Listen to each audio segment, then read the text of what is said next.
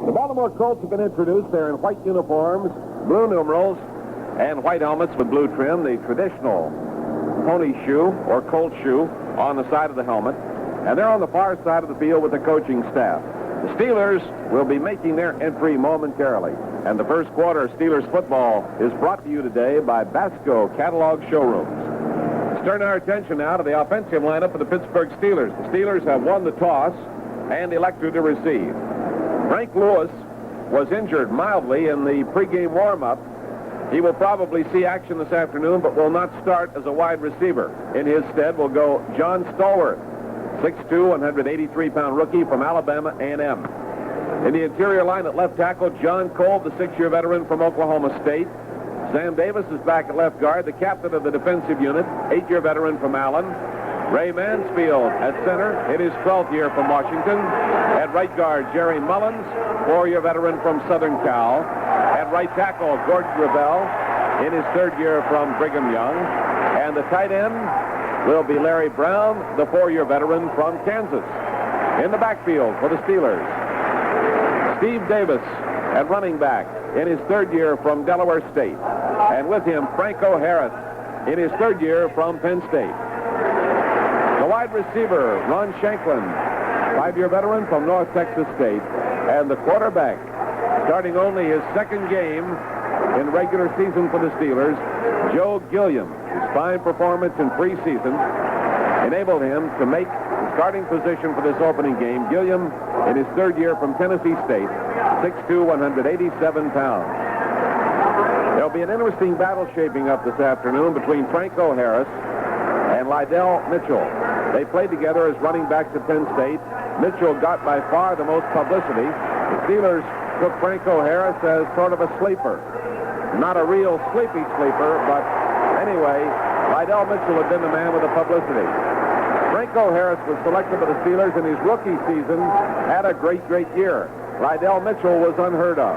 Last year, Franco tapered off, and Mitchell came through and almost had a 1,000-yard season carrying the ball. We'll watch them closely this afternoon. Defensively for the Colts, in the front four, at left end, Fred Cook, a rookie from southern Mississippi. At left tackle, Bill Windauer, 2nd-year man from Iowa. At right tackle, Joe Ehrman in his 2nd season from Syracuse. And starting at right end, John Dutton, a rookie from Nebraska. So they start 2 rookies in the defensive line. The linebackers, Tom McLeod on the left side, 2nd-year man from Minnesota. In the middle, Mike Curtis, the 10-year veteran from Duke. And on the right side, Stan White in his 3rd year from Ohio State. At the left corner, Doug Nettles, a rookie from Vanderbilt. On the right corner, Nelson Muncie in his 3rd year from Wyoming. The strong safety, Bruce Laird, 3-year veteran from American International. And the free safety, Rick Volk, V-O-L-K, in his 8th year from Michigan. So this is the first game of the season, Myron, and I hope you're ready. Well, I'm ready, and I hope Joe Gilliam is. He got a wonderful round of applause from the fans when he was introduced. He must have felt 10 feet tall. All the magazines in here to cover his debut. Joe's day. Marine color guard is advancing on the field from the end to our right. Pit band is across the way on the sideline, and now we have the national anthem.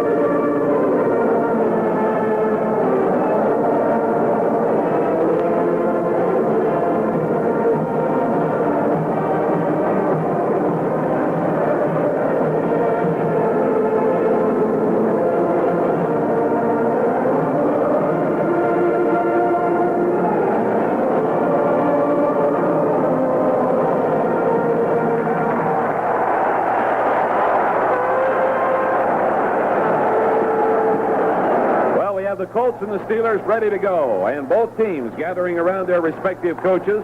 Howard Schnellenberger in the midst of that huddle across the way, Chuck Knoll down below. And last night you had a coach working from the press box up above. Yes, Darrell Mudra of Florida State, that's where he prefers to be. And when on the final play, his pass receiver failed to step out of bounds and cost him the rest of the remaining seconds. He might have wished he was down on the field to strangle the guy.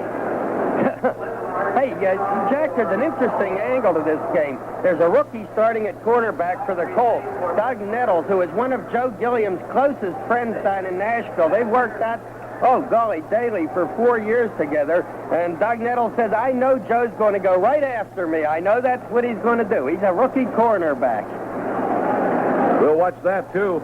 Some interesting things will happen this afternoon. Teed up at the 35, the kick will carry right to left. Tony Linhart will be the kicker. And the Steelers go deep with Preston Davis, Preston Pearson, and Steve Davis. That's a way to get off to a good start. Here comes Linhart, kicks it low, sailing, coming in, bouncing at the 10, back over the goal line and out of play. And Preston Pearson followed the ball right over the sideline. Well, how would you describe that play? Well, I'd describe it as a smart one by Preston Pearson because the ball bounced in front of him. It was not a good kick. And really, that coverage was down there pretty fast, and the best thing he could have done was just let it roll into the end zone. I'll tell you one thing, you get the most complete analysis of a kick out of bounds of anybody I've ever seen. And it only took one bounce. That's pretty good. Well, we're off to a good start this afternoon, Myron. This is going to be a good campaign. Yes, sir. You betcha. Out of the huddle they come. Stallworth goes wide to the left as the flanker, and out to the near side. To the right is Ron Shanklin. We're lined up in the I formation, shifting Steve Davis off to the right side. Joe Gilliam is the quarterback at his own 20-yard line, looks at a 5-man front, hands the ball off to Franco, comes outside of the right and is caught and nailed. Just as he turned the corner, Stan White, the right side linebacker, closed in on him. He'll get about a yard out of the play. So Franco picks up a yard. It's second down and 9 yards to go. Tackle Gordy Gravel trying to clear the way for Franco, but not being able to clear his man out of there, and it sort of held Franco up, and he opted to swing outside, and as Jack told you, not much yardage, almost nothing. They're doing a little flip-flopping with those linebackers. White is pulled up into position on the left side. Peering in at Joe Gilliam, who's calling signals now. He's got his flanker to the left, split end to the right, and Gilliam is back short to throw, fires. Shanklin can't hold it at the 41-yard line, double coverage. Closing in on him, Doug Nettles and Rick Bolt. So he went for Nettles right off the bat, and the pass was on the mark, but good coverage, and Shanklin could not hold it. Just a little bit of a difficult catch for Ron. He had to reach down low, and as you said, Jack, good coverage, and Joe Gilliam going at his old pal, his close pal, Nettles. Fred Cook, a rookie, in that forward wall at left end, and John Dutton, a rookie, at right end for Baltimore. It is third down 9. Now Gilliam backs up deep. Gilliam looks, fires there. Shanklin is off his fingertips and incomplete near the 44-yard line. Bruce Laird came over to cover, but he did not figure in the play. Shank was open. Went up in the air for the pass and went off his fingertips and fell incomplete, and we will give up the football. Baltimore that time in a 53 defense, the so-called 53, and they will use that almost as a standard defense. They'll use it, in other words, a great deal more than most teams will. Bobby Walden is in punt formation at his own 7. Bruce Laird is the deep man. He's got 2 men up front. Here's a very high, long kick by Walden, and Laird takes it at the 30. Running laterally along the 33, he is nailed. A 49-yard punt by Walden. Johnny Shell makes the tackle for the Steelers, and now Baltimore has the football. Yes, that surely was a nifty punt by Walden. It was high and it was long, 49 yards, so that's the way to kick them, Bobby. On offense, Cotton Spire, a wide receiver, David Taylor, Glenn Ressler, Ken Mendenhall, Elmer Collette, Dennis Nelson in the interior line, Ray Chester is their tight end, Marty Domrace is their quarterback in his 6th year from Columbia. He can run with the football, he can pass, a very dangerous, scrambling type quarterback. Domrace hands off, the ball carried by Bill Olds to the right side. He's nailed along the 30-yard line by L.C. Greenwood. Greenwood had that one completely figured from start to finish and nailed him well short of the line of scrimmage. Almost a 3-yard loss on the play back near the 30-yard line, where the Colts are going to be looking at a 2nd down 13 situation. Olds, the second-year man from Nebraska, took the ball, started to his right, trying to get a sweep underway, And there was L.C. looking him in the eye. Lydell Mitchell out of Penn State and Bill Olds are the running backs. Glenn Dowdy is the wide receiver. They line up in the I formation. Domrace is the quarterback. Wide slot to the left side for the Baltimore Colts. Here's Domrace giving it to the top of the I to Lydell Mitchell. He plows up the middle, comes to the 35 and onto the 36-yard line, runs into Joe Green, and down he goes. Covered on the play by Dwight White. And Lambert plugging the gap up the middle from the middle linebacker post. The ball is spotted at the 36-yard line. Defensively for the Steelers, Greenwood, Green, Holmes, and White in the front four. Ham, Lambert, and Russell are the linebackers. Lambert is the rookie from Kent State. J.T. Thomas and Mel Blunt on the corners. Mike Wagner and Glenn Edwards are the safeties. 3rd and 7 for Baltimore. Pittsburgh was offside. Here's Domrace deep, throwing out to the far side, and the pass is off the fingertips of the intended receiver, Glenn Dowdy. And Jack Ham had a shot at an interception, couldn't hold it. A flag goes down on the far side, one on the near side, and definitely Joe Green was offside. Yes, Joe got it crossed there. We'll see whether it's against the Steelers or the Colts. Have not as yet gotten a signal. So the officials are conferring now. And they're marking off a 5-yard penalty against Pittsburgh, and that is new life for Baltimore. Colts at their own 41 will have a 3rd and 2 situation. And that should bring on a second tight end. 3rd down and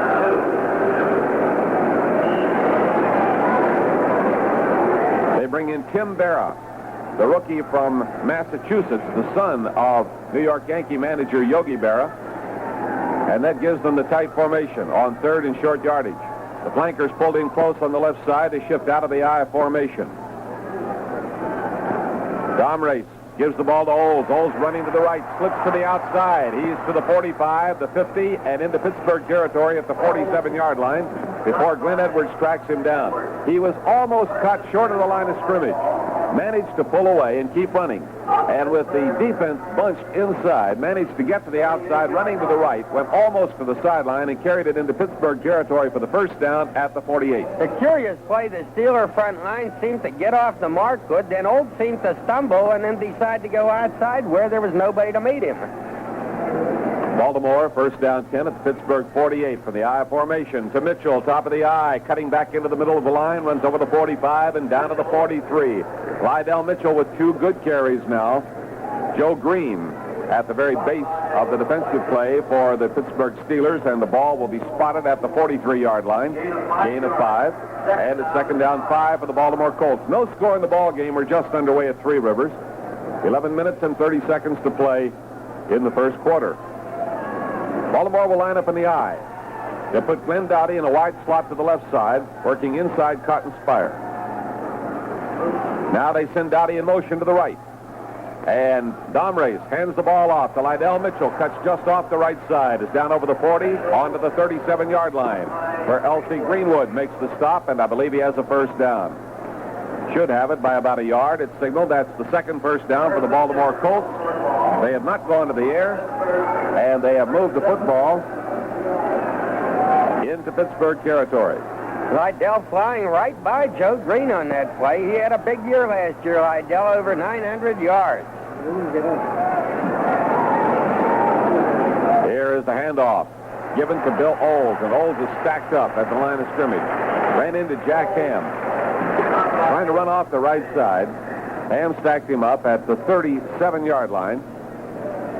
They'll give him about a half-yard pickup on the play. 2nd down and almost 10 to go. This fellow Olds is a big running back, and they put him in there perhaps on the theory that Lydell Mitchell not being so big, well, he needs to have that fact offset. They set their flanker far out to the right side, bring the split end to the near side of the field, and Domrace will go back to pass for the first time. Screen pass to the left end is wide of the intended receiver, Bill Olds, at the 40-yard line. Had a screen of 3 blockers in front of him.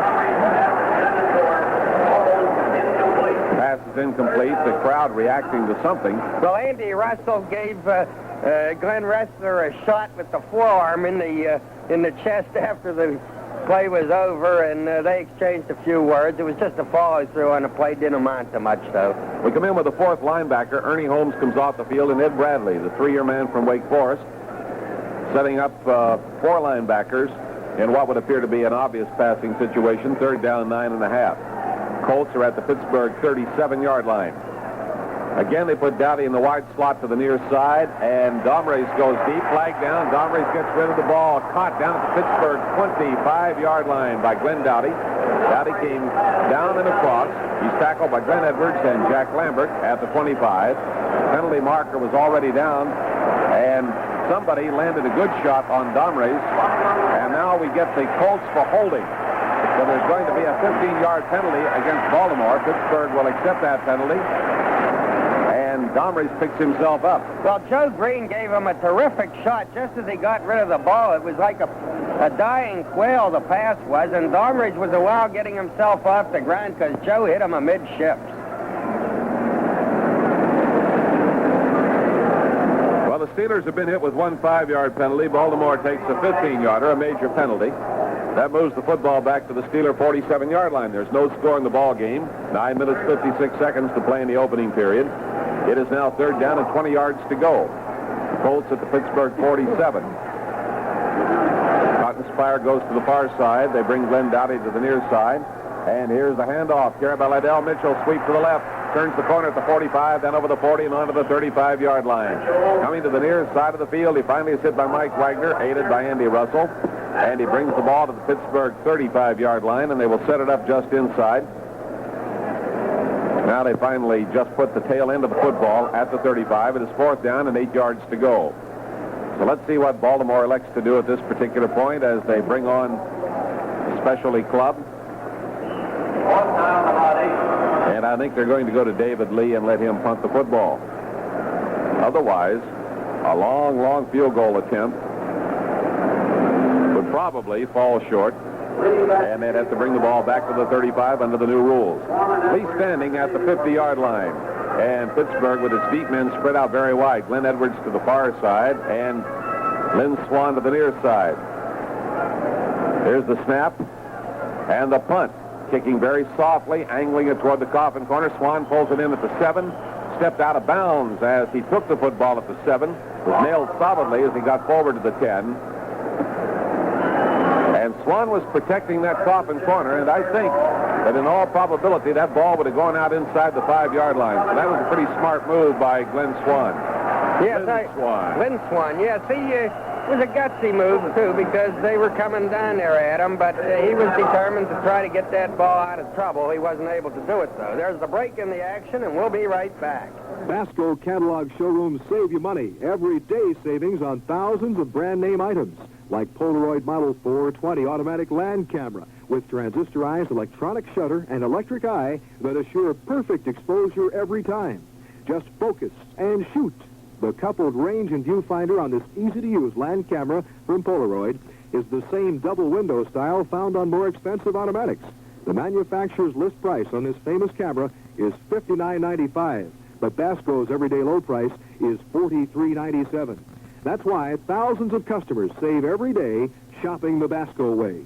Tavish McThrift, the famous comparison shopper, makes certain you receive maximum value for your hard-earned dollar every day. And remember to register at any showroom for free Steeler tickets.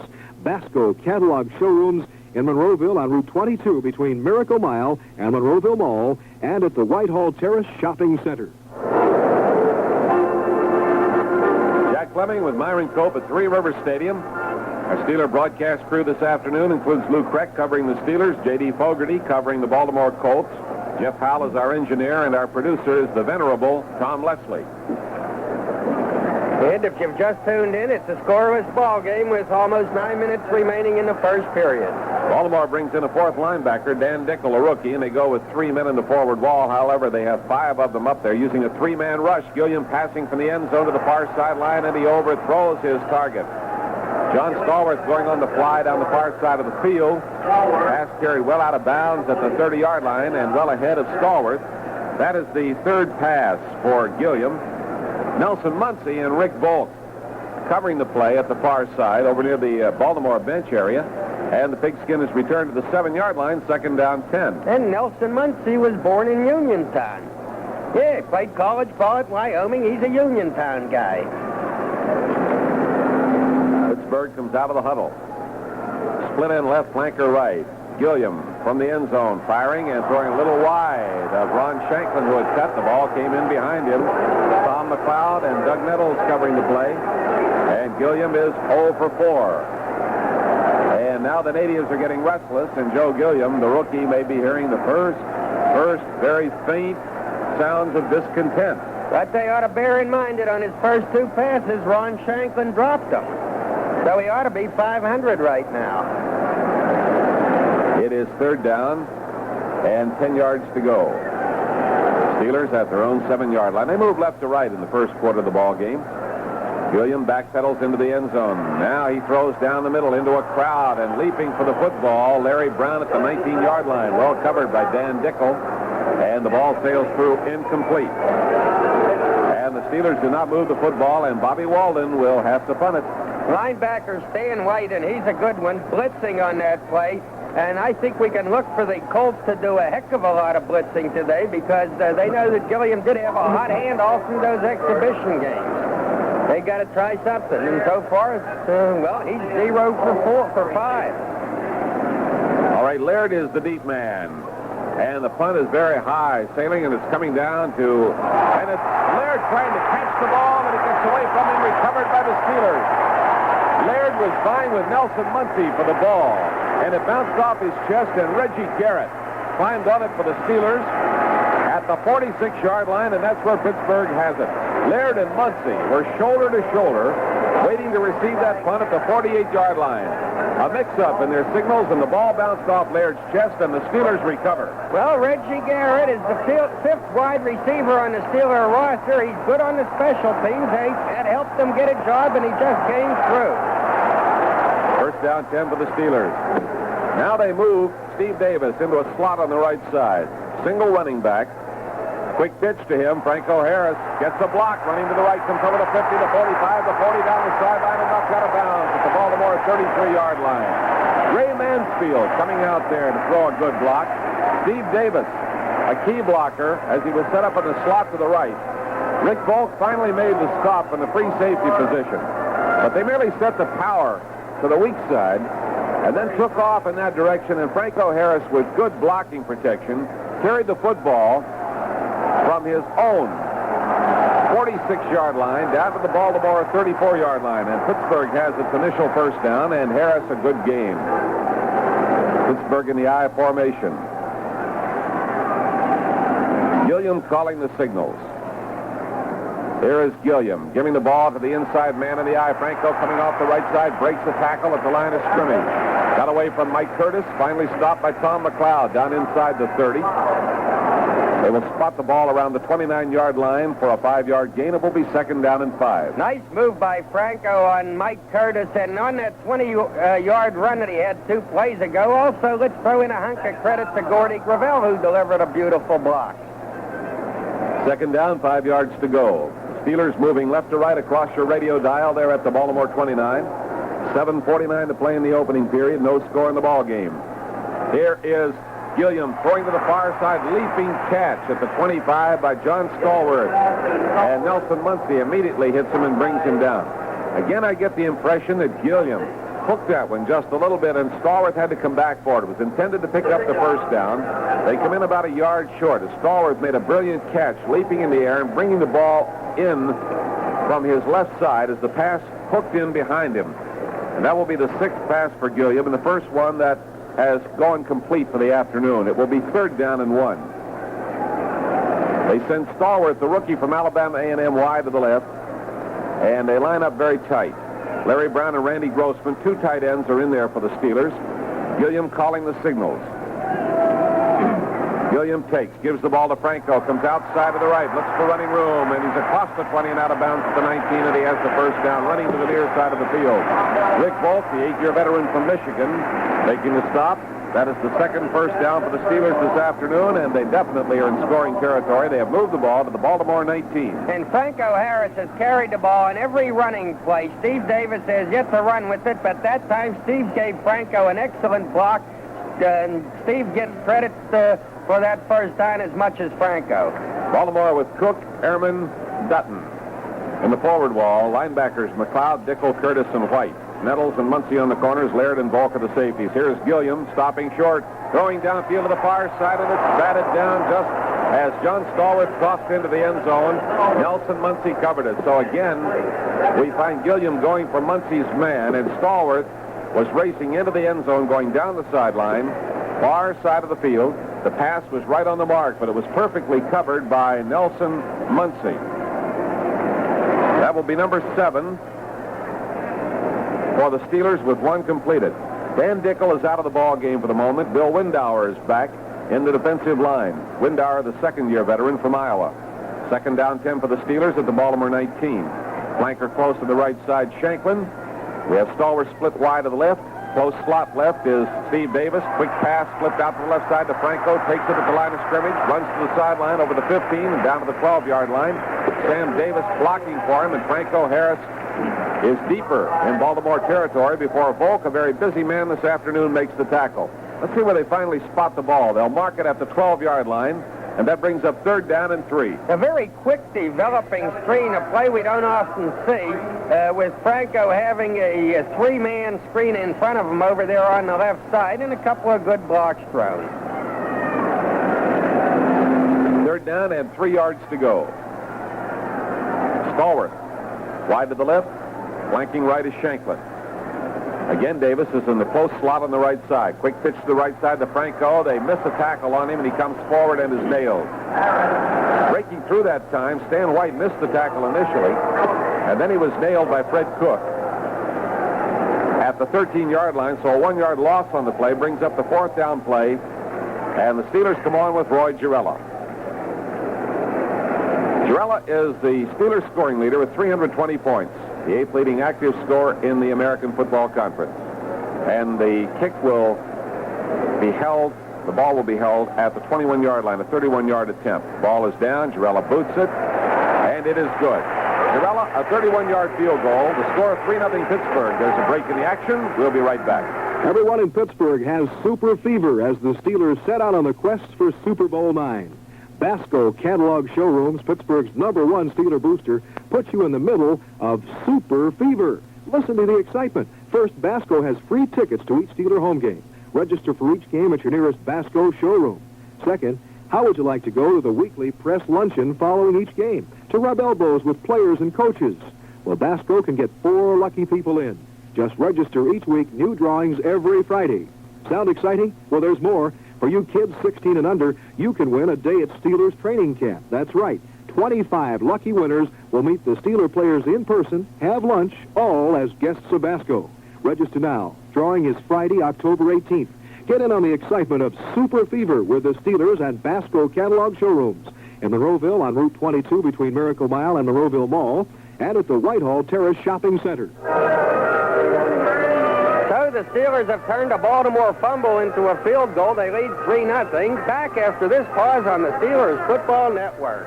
This is Pittsburgh's #1 sports station with Myron Cope on sports, Pitt football, and basketball. Plus, the Pittsburgh Steelers, WTAE, AM and FM, Pittsburgh. If you're interested in comparisons between Lydell Mitchell and Franco Harris, Franco's gained 31 yards so far, Lydell 27. Franco's carried 1 more time than Lydell. Cotton Spire is deep for the Baltimore Colts, and here's Girella kicking off. Very, very high. Spire at his own 4. Out over the 10, up over the 15, the 20, cuts to his right, coming to the 25, and caught. Man, he was almost away. And the tackle was made by Reggie Garrett. He made his move to the right, saw open territory ahead. But Garrett was there to grab him, and he brings him down at the Baltimore 28-yard line, where it's going to be 1st down and 10 yards to go. So we find the Baltimore Colts ready to start out at their own 28.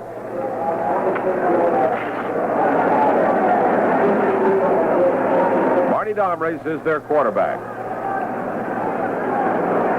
Domres puts a man in the wide slot to the right side. They operate out of the I formation. Olds and Mitchell are the running backs. Mitchell at the top of the I. Here's the handoff to Lydell. Hits up the middle, and he is very solidly stopped, crossing the 30-yard line. They may give him the 32 as he leaned forward. L.C. Greenwood made the stop on him. So that play starting at the 28-yard line, and Mitchell picks up 3 yards to the 31 where they finally placed the football. And it will be second down 7. And please note that LC has his gold shoes on today. The irrepressible LC will not remove those golden shoes. The ball is set at the near hash mark. Baltimore, with the slight advantage in running room to the right, puts a wide slot man out in that direction, shifting out of the I formation. Handoff given to Lydell Mitchell. Steelers offside. He comes off the left side of the line, and he's to the 35-yard line. Flags fly. Dwight White working with Andy Russell on the stop. So we got the penalty markers down on the turf, and Baltimore may be cited on this one. So let's see as they confer what they're going to do. Ball is being returned to the previous spot, and the referee is ready to mark it off against the Baltimore Colts. Going to clear the Steelers out of the way so that he can step off 5 yards. Don't crowd him. Let him mark him off against Baltimore. Illegal motion. So that was what it was. It appeared that the Steelers had jumped off, and Baltimore is cited for illegal motion. That is the second penalty for a total of 20 yards against the Colts. And it takes them back to their 26-yard line. Second down now, 12 yards to go. Domray's deep, handoff. Statue of Liberty variation. Ball goes to Bill Olds, running to the right, and he is caught and slaughtered short of the 30-yard line. Andy Russell ran into him. Same type of deep handoff that we use from what would apparently be a pass, with Domray's dropping back and giving it on an underhand hand. Trying to calculate and call the play at the same time. Well, Chuck Noll had indicated that he would not use Glenn Edwards as a kick return man until he were fully recovered from a banged-up knee and a strep throat that he had in the preseason. But I would just guess then that Glenn Edwards is fully recovered, because there he was returning that Baltimore punt and giving the Steelers the football at their own 46-yard line. They lead with 2 minutes and 45 seconds remaining in the first period. The Steelers lead 3-0. Franco Harris today has looked pretty good. Joe Gilliam is only 2 for 8, throwing, so he's having a bad day thus far. Marty Domrys is only 1 for 2 passing for Baltimore. He threw a couple of more passes, but they were wiped out by penalties or one thing or another. So here go the Steelers at their 46. Steelers out of the huddle. Joe Gilliam is the quarterback. The running back, Steve Davis and Franco Harris. Shanklin flanks right. The split end to the left is Stallworth. And Gilliam drops back to throw. Gilliam looks, fires downfield. Too high, too long. The intended receiver, tight end Larry Brown at the Baltimore 35. Bruce Laird coming across had the closest shot as Gilliam overthrew his target. Joe Gilliam is 2 for 9 on the afternoon, and the football is returned to the Steeler 46-yard line. Defensively, Baltimore with Cook, Ehrman, and Dutton in the forward wall. McLeod, Dickel, Curtis, and White, 4 linebackers. Nettles and Muncie on the corners. Laird and Volk are the safeties. Pittsburgh with Kolb, Davis, Mansfield, Mullins, and Gravel, the interior linemen. Stallworth starting today as a wide receiver in place of Frank Lewis, who was injured slightly in the pregame warm-up. Larry Brown at tight end. Shanklin the wide receiver. Davis and Harris are the running backs. They put Davis in a slot close on the right side. Draw handoff, goes to Franco, running through the middle, cutting to the left, going up to the 50, and brought down by Tom McLeod, the linebacker, as he reaches the 50-yard line. Franco found the hole, angled through it, cut to the left to the far side of the field, made it to the 50, leans over the 50. The ball is spotted at the Baltimore 49.5-yard line. Third down and 5 yards to go. Maybe just a little too much finesse by Franco that time. There was a big hole there, and perhaps if he'd have just kept power in the play, why, he may have made bigger yardage, but who knows. In the second quarter, Cleveland nothing, Cincinnati nothing. First quarter, New England 7, Miami nothing. Wide set. Back goes Gilliam. Gilliam with lots of time, can't find anybody, runs out of the pocket to the left, looking. There's an open man, Steve Davis. They converge on him, and he's knocked down, and the ball is intercepted. Great play by Rick Volk. As Gilliam lobbed that pass down, Davis had to wait for it. You can see 2 men converging on Steve Davis while the ball is on its way, and the crowd is booing Joe Gilliam. And I said in a commentary just a few days ago that Gilliam would have that to face many times before he ever left Pittsburgh, even if he stayed here till he was 80 years old. And they're beginning to warm up on him, and over to pat him on the back, one of his fellow players, Dick Kahn. So that's the first interception. Well played. Baltimore shifting out of the I at its own 11-yard line. Handoff carried by Bill Olds. And Olds slants over the left side and fights his way forward to the 15-yard line. Dwight White made the stop. Let's recap the man who did that job, and that was the free safety, Rick Volt. And in the process of stealing that football, he knocked Steve Davis down beautifully. Just muscled his way in and took it away from him. Yes, knocked him down perfectly legitimately, playing the ball. Beautiful play by Volt. Absolutely, no question about it. 2nd down and 6. Hand off to Lydell Mitchell, former Penn State running star. Slants off the right side. He'll get a couple of yards. Down at the bottom of the play, we find Joe Green and Jack Ham. And the ball is over the 15-yard line at the 17, where it's going to be 3rd down and 4. We have not seen Domrese yet employ his own running ability. And he has that ability to scramble and also to option the ball, either run or pass. Domrese has had quite a battle. Here's the draw handoff taken by Bill Olds. And Olds getting off the right side to the 20. It comes across the 20. Brought down by Lambert and Ham. And he is near a 1st down. It may require a measurement. They're grouped around the football, and I can't see the exact position. The official is sizing it up, and he's going to call a 1st down. Baltimore.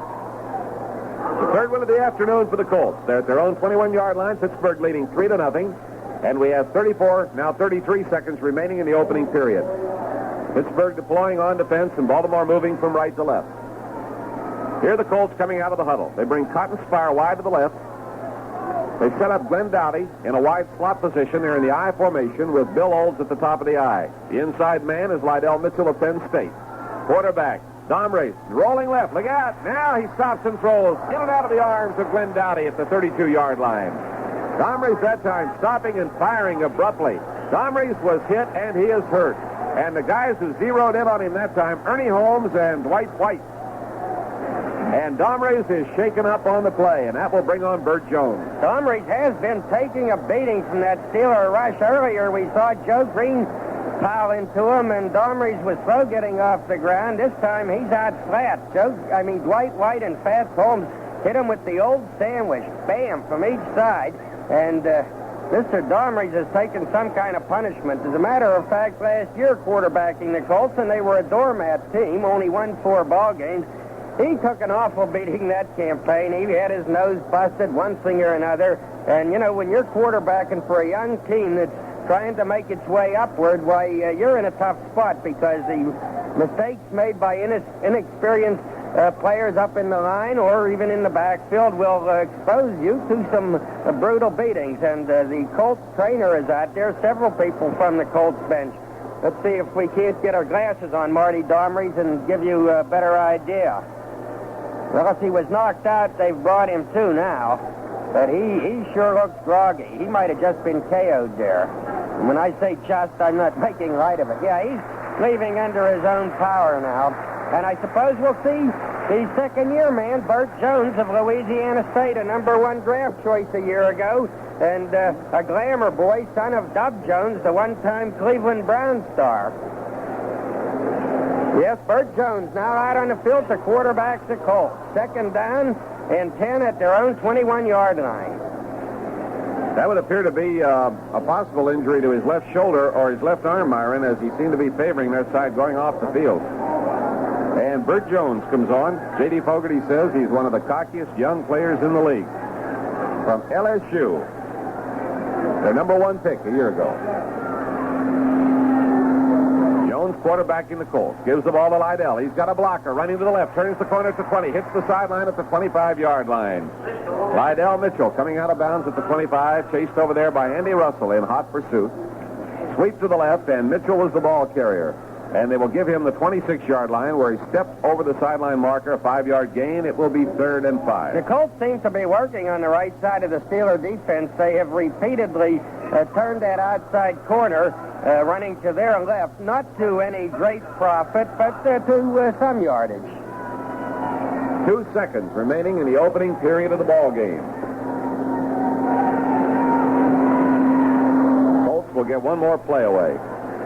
Running backs are in the wide set position. Flanker right, split end to the left. Bert Jones, second-year man, fakes the draw, goes deep, now runs forward with the football. Look out, he's over the 25. Jack Ham nails him at the 30-yard line. Ham got him at the 30-yard line, and we're at the end of the first quarter of the ball game. The score, the Pittsburgh Steelers 3, the Baltimore Colts nothing. Basco Catalog Showrooms save you money. Every day savings on thousands of brand name items, like Polaroid Model 420 automatic land camera with transistorized electronic shutter and electric eye that assure perfect exposure every time. Just focus and shoot. The coupled range and viewfinder on this easy-to-use land camera from Polaroid is the same double window style found on more expensive automatics. The manufacturer's list price on this famous camera is $59.95, but Basco's everyday low price is $43.97. That's why thousands of customers save every day shopping the Basco way. Tavish McThrift, the famous comparison shopper, makes certain you receive maximum value for your hard-earned dollar every day. And remember to register at any showroom for free Steeler tickets. Basco Catalog Showrooms in Monroeville on Route 22 between Miracle Mile and Monroeville Mall, and at the Whitehall Terrace Shopping Center.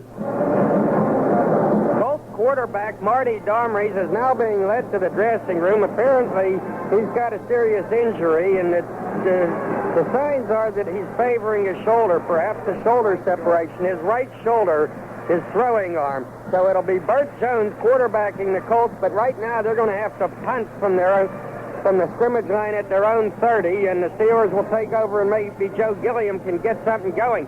Joe's under a lot of pressure today, and he has completed only 2 out of 10 passes. It's just a doggone shame that the first 2 passes he threw were dropped, because that would have taken off some of that pressure. First quarter of today's game was brought to you by Basco Catalog Showrooms. Now the second period of Steelers 74, presented in part by Union Carbide Ever-Ready Batteries and by Masters Engineers Corporation.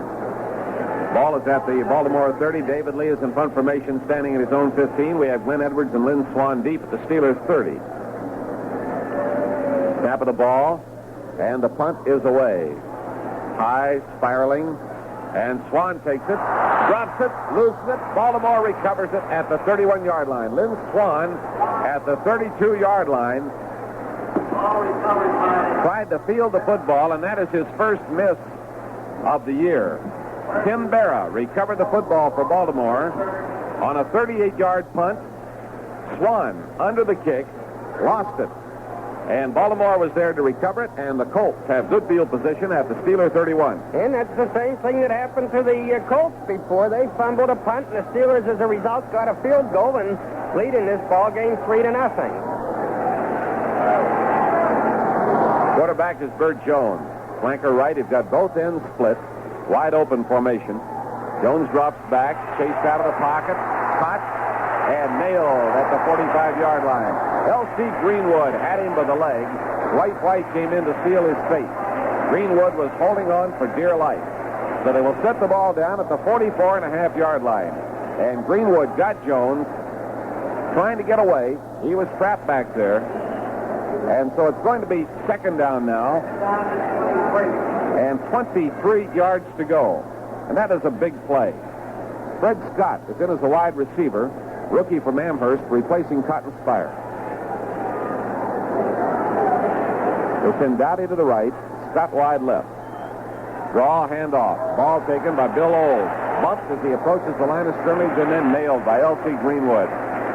He makes it back to the Pittsburgh 44-yard line. Greenwood had him again on a good low tackle, and L.C. with the gold shoes is just playing himself a fine ball game. He's playing a spectacular game. On that sack a couple of moments ago, L.C. just had a piece of the merchandise, just a little bit of Jones's jersey, and he hung on. He must have great fingernails. Hung on tenaciously. Ernie Holmes out. Ed Bradley re-enters the ball game as the fourth linebacker for the Steelers. Baltimore. Third down and 22. Flanker right, split end to the left. Jones drops back. Jones with lots of time, spots his receiver, fires to the near side at the Pittsburgh 20. The ball taken by Glenn Dowdy, coming down and over toward the sideline, and he steps out of bounds at the 17-yard line as he beats strong safety Mike Wagner. And the secret to the play was the fact that Bert Jones had plenty of time, lots of time to spot his man, and in the process Glenn Dowdy came down and over to the sideline, beat the defensive man, and took the pass, and is out of bounds at the Pittsburgh 17. So that is Jones' first pass, and he completes it. It is Baltimore's fourth first down. Ernie Holmes is back into the defensive line. Fred Scott replaces Cotton Spire at a wide receiver post. Flanker right. They've got a split man to the left. Man set up in the slot. The handoff to Lydell Mitchell with blocking. Runs to the left, turns the corner, and makes it down to the 16-yard line where he is stacked up by Mike Wagner. Good play by Mike. He came across the field from left to right to make that stop. He, of course, was victimized on the previous play, the pass, and so perhaps he was fired up to make amends. About a 1-yard gain on the play, second down, and 9 yards to go. Baltimore at the far hash mark. Colts are moving left to right as we view the ball game for you. Full house here at Three Rivers this afternoon. The sun shining brightly. It is a perfect football day. Temperature is moderate. Nice breeze blowing. Burt Jones quarterbacking the Baltimore Colts. Jones takes. Gives to the inside man. Bill Olds finds a big hole over the left side. Drives down to the 10, inside the 10 to the 7-yard line. And again, they were working on the right side of the Steeler defense. Jack Lambert finally made the stop. And they are very close to a first down. They have moved the football deep into Pittsburgh territory. And now they're going to measure. The sticks are being carried in from the near side of the field. The ball is around the 7-yard line. Jones watching closely as they place the sticks down, and they have it by half the length of the football. That will be the fifth first down of the afternoon for the Baltimore Colts. Pittsburgh leading in the ball game 3-0, but the Colts have a first down and goal to go at the Steelers' 7. And the Steelers heavily favored in this game. Perhaps what's happening to them is what happened to Pitt last night. They're getting a little bit of a surprise. The Colts not supposed to be able to move the ball, but they're moving it now with Burt Jones at the control. Fred Scott is back in. He and Spire are alternating now, apparently bringing plays. He's split to the left. The flanker set wide to the right side. Here's the handoff given to Lydell Mitchell. Cuts back into the middle and down over the 5. He's near the 2-yard line. Mitchell with his momentum angling to the right and then cutting back through the hole up the middle. Andy Russell and Dwight White combined on the stop for the Pittsburgh Steelers, and the football is marked down at the 2-yard line. Just inside the 2, a gain of 5 yards on the play. Lydell Mitchell, the ball carrier, and he's doing okay on the afternoon. Has 44 yards rushing total. Mitchell and Olds are the setbacks from the 2. Handoff to Olds, diving just into the right side of the line, and a mass of bodies there. He is short of the goal line. He ran into Dwight White. Elsie Greenwood was down low. White up a little higher, and Joe Green helping to plug the gap, and they have him stopped at the 1-yard line. Thus, it is going to be third down and 1 yard to go with the ball right at the 1. And Baltimore trailing 3-0 is knocking at the Steelers' door. Over the football goes Ken Mendenhall. Olds and Mitchell are the running backs, a tight formation. Now they send a man Dowdy in motion to the left. Hand it off to Olds. Olds running to the right is stacked up. Trying to slant off right tackle. He loses a yard on the play. He ran into Dwight White up high, and down low was J.T. Thomas up from his secondary position. And they just plugged the gap up. They put the ball back at the 1-yard line. It is going to be 4th and 1. And the Baltimore Colts are going to go for it. Don McCauley is in replacing Lydell Mitchell at the 1-yard line with the crowd chanting defense. This is the first big play situation of the ball game. Baltimore at the 1. McCauley and Olds are the running backs. 4th and 1 yard to go for the touchdown. Jones gives that ball off to Olds, and he is stopped. The Steeler defense stops him dead, hitting up the middle. Everybody was there, and they throw him back. The Steelers take over the football at the 1-yard line, and listen to this crowd. Listen to it. Standing and applauding. They gave them 4 shots, and they could not make it from the 7-yard line. The first one carried them to the 2, the second one to the 1. 2 tries at the 1-yard line. They were unsuccessful, and the Steelers take over. Now there's a break in the action. We'll be right back.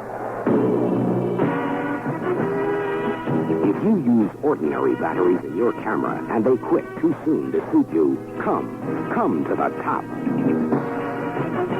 If you use your radio almost all the time, but you don't want to be buying batteries all the time, come to the top of the Ever-Ready line.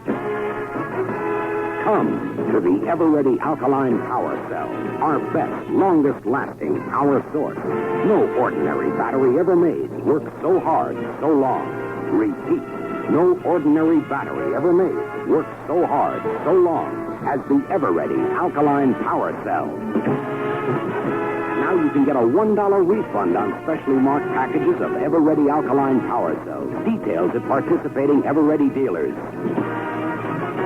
Come to the top. Come to the Ever-Ready Alkaline Power Cell. On that goal line stand, a lot of Steelers in on it, but on third down, I give the big hit to Jack Ham. On fourth down, to L.C. Greenwood. They made the big hit. At their own 1-yard line, Joe Gilliam lines them up. 3-0 ball game, the Steelers. They've just held the Colts at the 1. Hand off is to Franco. Slips off the right side. Is out to the 3, maybe the 4-yard line under a host of white jerseys. John Dutton, the rookie defensive right end, and Dan Dickel, one of their 4 linebackers employed at the moment, make the stop. And we'll put the glasses on it and see exactly where that football is located. They have moved it to the 3-yard line. 2-yard gain on the play as the Colts dig in. Frank Lewis is back in the bar, into the ball game for the first time this afternoon, and Lynn Swan is in as a wide receiver. Lewis set out to the left, and Swan flanks right. Gilliam gives the ball to Franco, slips outside of the left, fights his way up to the 5 and onto the 7-yard line. Headed just off tackle, saw that hole was filled, slipped on to the left, turned the corner, and came up over the 5, and they will mark the football with its nose at the 7-yard line. John Dutton and Dan Dickel on the tackle. It will be third down and a long 4. And Frank Lewis cleared the way for Franco with a roll block on a defensive back, a nuisance block, you might say, but he got him out of there. And Frank's coming out of the ball game. Frank Lewis is off, and Larry Brown is on as the second tight end. They set their flanker wide to the right. That's Swan. Grossman and Brown are the 2 tight ends. The running backs are wide. And the handoff carried by Preston Pearson off the right side, and he slips up over the 10 and on to the 13-yard line. Pearson had entered for this series as they made some changes in the backfield with Franco Harris, and Pearson carried that time for the first down. John Dutton made the tackle. We have that as only the 3rd first down of the afternoon for the Steelers. The ball is now at the 13. Let's see what else they've done. Sam Davis is out. At left guard, Jim Clack is in. Mike Webster has replaced Moon Mullins at right guard. Now the Steelers bring Lewis back into the ball game. He's wide to the left, and Swan is in a wide slot position. The running backs, Harris and Pearson, are wide. Now to give to Preston. Looks for the block, running to the right. Skips the tackler, turns the corner at the 15, and comes to the 20-yard line. Joe Ehrman and Fred Cook on the tackle, but Preston Pearson running as though he might be treading with bare feet over glass. Looking very carefully for the opening, brings the ball all the way to the 20-yard line, where it will be 2nd down and 4 after a 6-yard gain. Yes, that was nimble work by Preston, skipping over Mike Curtis, picking his way along. It was a good run. Ball is marked at the hash mark, the far side of the field. Steelers leading 3-0. We're halfway through the second quarter. This time they send Swan out to the right, put Lewis in the slot to the right side. The running backs are set close. Joe Gilliam giving the ball to Preston Pearson. With a crowd of blockers, Pearson cuts the outside with a flag down. He's nailed along the 20-yard line. Blockers having trouble clearing the way, and Pearson again having to go very carefully. Decided to cut to the outside, ran into Stan White, the right side linebacker, along the 20-yard line. In the meantime, a flag had been dropped. And we get a holding call against the Pittsburgh Steelers. That's going to cost our ball club. And the officials confer with the Baltimore Colts, and they have the option on the play. They can take the play as it ran, or they can take the penalty and let the Steelers run that down over again. 7:20 to go in the second quarter, a 3-0 ball game. Roy Jarrell is the difference at the moment with a 31-yard field goal in the first quarter. Steelers have just shut the Colts off at the Pittsburgh 1-yard line to take over the football. Now they're back at the 10. Pittsburgh penalized 10 yards. 10-yard call for holding, and the ball is back at the 10-yard line. That is the second penalty against the Steelers, a total of 15 yards on the afternoon. Jim Clack, better known as a center, is in there at guard for the Steelers, and on that last play, he did a grand job blocking Mike Curtis, leveled him. Jerry Mullins is back in the ball game, and he is playing the right tackle position in place of Gordon Gravel. Here is Gilliam throwing upfield and hitting his target at the 20-yard line. Randy Grossman, the tight end, went up and hooked at the 20, pulls the football in, and is immediately hit by Tom McLeod and Dan Dickel. But the gain is good for 12 yards as he falls forward to the 22-yard line, and it's going to be third down and 2 yards to go. That's Gilliam's 11th pass. He has completed 3. The rookie from Tennessee State, getting only his second start in a regular season game. And he's elected to start this 1974 campaign at quarterback. Lewis is out, and the second tight end, Larry Brown, is in on a 3rd and 2 situation. Swan flanks left. The rest of them are tight. Here is Gilliam giving the ball out to Franco, trying to get off the right side, and he is nailed. Franco Harris slipping along the line of scrimmage to the right. Ran into Dan Dickel, the rookie from Iowa. The stop. But he made the first down. I didn't think he had. He powered his way to that first down. I'll tell you, Dan Dickel, a big linebacker, and Fred Cook, a 235-pound defensive end, were on Franco quickly, but he just grounded out, carried them along. He put his nose in there. Dickel was hurt on that play. And watching him run, I didn't think he had made it. And by golly, he moved them. So we have the first down. Now they shift the running backs back into the I. At the top of the I is Preston Pearson. Here's Gilliam firing into the left flat area quickly to Lewis. Lewis does a little scampering, looks for an opening, fights his way to the 27-yard line, has lost the football, and the Steeler dives on it. Wow. Lewis was being manhandled out there. There was no whistle. He lost the football, and Jim Clack jumped on it. John Dutton was at the base of the defensive play for the Baltimore Colts. And the Steelers have recovered that football at their own 27-yard line. John Kolb gave Lewis a pretty good box there, knocked some guy stiff over here near the near sideline. And John Kolb in the exhibition games played awfully well. He may be in for a real good big season. Second down at 8 yards to go. A lot of work that time for only 2 yards, but they kept the football. Very important at this stage of the game. Here's Gilliam back to throw, firing complete up to the 35-yard line to Randy Grossman. Grossman is hit and knocked down back at the 34. Bruce Laird and Tom McLeod combining on the stop. It should be just short of a first down. He leaped for that ball at the 35, and the ruling would be that he gave enough ground to get in behind. Now they're going to have to measure. So they'll take the sticks in from the near side of the field. That is Gilliam's 13th pass. He has completed 5 out of 13, so his percentage is beginning to improve. He's had 1 interception this afternoon. It is a first down, and Gilliam signals it himself. That is number 5 for the Steelers. 4 minutes and 37 seconds to play in the first half of the game. The Steelers leading 3-0 have picked up another critical first down, and they're just inside their own 35-yard line. And in the exhibition games, Randy Grossman was one of Joe Gilliam's favorite receivers, and he's now caught 2 passes in this drive. And so all I can say is, play that soul music and dance that Hava Nagila, because it's Gilliam to Grossman, and they seem to make a team. Are we getting another measurement? Are they remeasuring? But I saw the first down signal before. Larry Brown is back in the ball game, replacing Randy Grossman. Jerry Mullins playing at right tackle, Mike Webster at right guard, Jim Clack at left guard, John Kolb at left tackle, Ray Mansfield is the center. First down 10.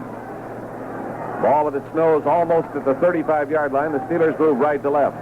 They bring Lewis wide to the left and set Swan up in the wide slot. Gilliam fakes and fires downfield. Swan a diving try, unsuccessful at the Baltimore 48-yard line. Lynn Swan wide to the left, coming down, angling in the Baltimore 48 toward the center of the field. Stan White covering the play, and Swan managed to cut loose. Made a diving try for the football without success. It falls incomplete. That is the 14th pass of the afternoon. Now Grossman is back on the field, bringing the play, and Larry Brown comes off. Baltimore is set up with four men in its defensive line now. Cook, Windauer, Ehrman, and Dutton. McLeod, Curtis, and White are the linebackers. This time we deploy Frank Lewis wide to the left, the near side of the field, and flank Lynn Swan over to the far side, and Gilliam backpedals.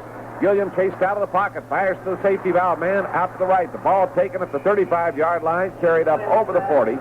Out of bounds on the far side as Preston Pearson took it. He was knocked out by Stan White, close to the 40-yard line. They're going to mark it at the Pittsburgh 39. It will be 3rd down and 6 yards to go as Pearson takes the pass, giving Gilliam 6 completed out of 15 tries on the afternoon. Steelers 3, Colts nothing. Late in the second quarter. In the first period, Washington leading the Giants 7-3. New England in the second quarter leading Miami 14-7. In the second quarter, Cleveland nothing, Cincinnati nothing. Everything else going later. Steelers on 3rd and 6. Joe Gilliam is the quarterback at the Steelers 39-yard line. Gilliam takes and drops back deep, screen pass to the left side. Franco with the ball at the 30, over the 35, the 40. Cuts, goes to the 45, and is just over the 45. He has a first down. Franco Harris on the screen pass. Carries it for the first down. Danny Rhodes and Mike Curtis in on the tackle. It is a first down for the Pittsburgh Steelers. I wouldn't be surprised if Joe Gilliam was improvising on that play. It turned out a screen, but Baltimore had a 3-man rush on, and the Steeler front line was giving Joe pretty good protection, but I think he decided, well, let's improvise here and just dump it out to Franco, and everybody cooperated harmoniously. Lynn Swan is wide to the right. Frank Lewis goes into the slot out to the right side. Gilliam firing downfield. He overthrows Frank Lewis at the Baltimore 40, and the defensive back, the linebacker, Danny Rhodes, was up in the air, had his fingers on the football, couldn't get it. Rick Volk over to cover on the play, and the pass sailed downfield incomplete. Gilliam has now tried 17 passes, completed 7. Joe Gilliam going with more of his running game this afternoon than we saw in the preseason encounters, mixing his plays up very well. The earlier games in preseason, he stayed almost exclusively with the passing attack. The game plan this afternoon has seen the Steelers employ the running talents of Franco Harris, Steve Davis, and Preston Pearson. Here's Gilliam from the pocket, firing downfield.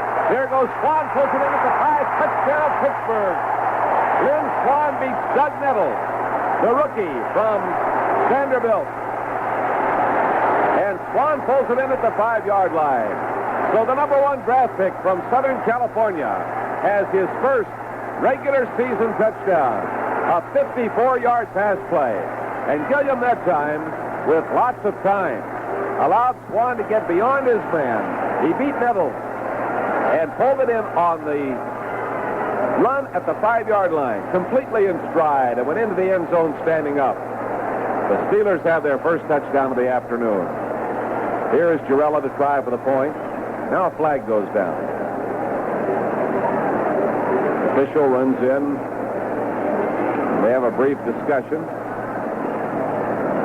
Let's see what the debate will be over. Football is kept in place. That was a 99-yard drive. The Steelers starting at their own 1 in 13 plays. And the big one was the 54-yard pass play. The illegal procedure situation against Baltimore declined by the Steelers. Now they're ready. Walden the holder. The ball is down at the 10. Girella kicks it. No good. Girella hooks it off to the right side. The score is 9-0 in favor of the Steelers. There's a break in the action. We'll be right back. Look, if you spent a lot on your camera, you're not about to use ordinary batteries in it. So come to the top. If your cassette player is always going and you need a battery that can keep going too, come to the top of the Ever-Ready line. Come to the Ever-Ready Alkaline Power Cell, our best, longest-lasting power source. No ordinary battery ever made works so hard, so long. Repeat, no ordinary battery ever made works so hard, so long as the Ever-Ready Alkaline Power Cell. Now you can get a $1 refund on specially marked packages of Ever-Ready alkaline power cells. Details at participating Ever-Ready dealers. Come to the top. Come to the Ever-Ready alkaline power cell. So let's pause now for station identification. This is Mark. You're listening as we bring back that old feeling. Each afternoon, 12 to 3. WTAE, AM and FM, Pittsburgh. Before the game began, I told you that Doug Nettles, cornerback Doug Nettles, is one of Joe Gilliam's closest friends. He's a rookie cornerback from Vanderbilt, perhaps Joe's closest friend. And Joe said, Nettles said he's going to go after me, and he did on that touchdown play. He victimized his pal. We got Spire deep this time. And Laird is to his left. And here is Jarella kicking it very hard. Down to Spire deep in the end zone. He'll field it and let it stand. Cotton Spire.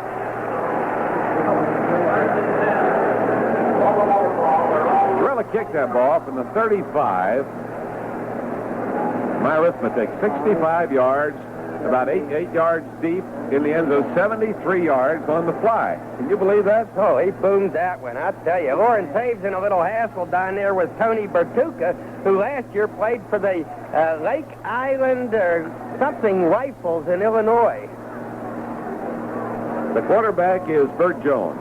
Baltimore left to right on offense at its own 20-yard line. Jones stands short in the pocket, and then he can't throw, runs forward, and he's nailed. L.C. Greenwood was high. The first man to him was Ernie Holmes down underneath.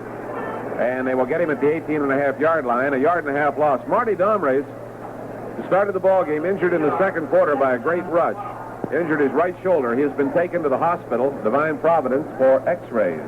Yep, so Bert Jones is getting his chance. The speculation had been that Bert probably wouldn't get into a ball game unless something like that happened to Domrey.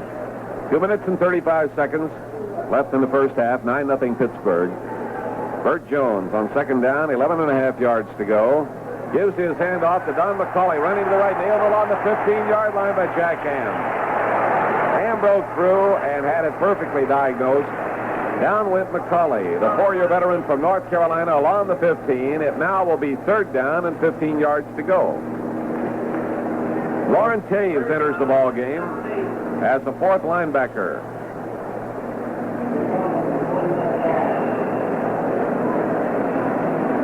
And Ernie Holmes comes off. They have reached the 2-minute point, so we get the signal for the automatic timeout. And with a break in the action, we'll be right back. Remember that career you promised yourself? It's ready. If you're a qualified engineer, designer, or draftsman, Master Engineers Corporation, Pittsburgh's career-oriented engineering firm, needs you now, and they're willing to pay the price to get you. Not only are salaries among the best in town at Master Engineers, but they guarantee you an annual bonus. And at Master Engineers, you can work the 4-day, 40-hour week if you like, with the option of working Fridays at overtime pay. And since Master Engineers is young and growing, there's plenty of room to move into a management position whenever you're ready. Add it all up, you'll agree that no other firm in town offers the financial and career opportunities that await you at Master Engineers. So if you're the engineer, designer, or draftsman you think you are, design your own career at Master Engineers. Call now for an interview at area code 412-281-0600. That's 281-0600. With timeout still in effect down on the field, I'd like to say that we're sorry to hear that the father of Dave Hale, sports director of the Greensburg Tribune, passed away this morning. That's unhappy news. Here is Baltimore, ready to go, 3rd and 15. And the handoff carried up the middle by Don McCauley. McCauley found the hole and comes charging over the 20 and out to the 25-yard line. Lauren Taves, Lambert, Dwight White in on the stop. 4th down and 5 yards to go. The clock reads a minute 44. It's turning. David Lee is on in punt formation. Lynn Swan and Glenn Edwards go deep for the Steelers. Stationing themselves back near the Pittsburgh 35.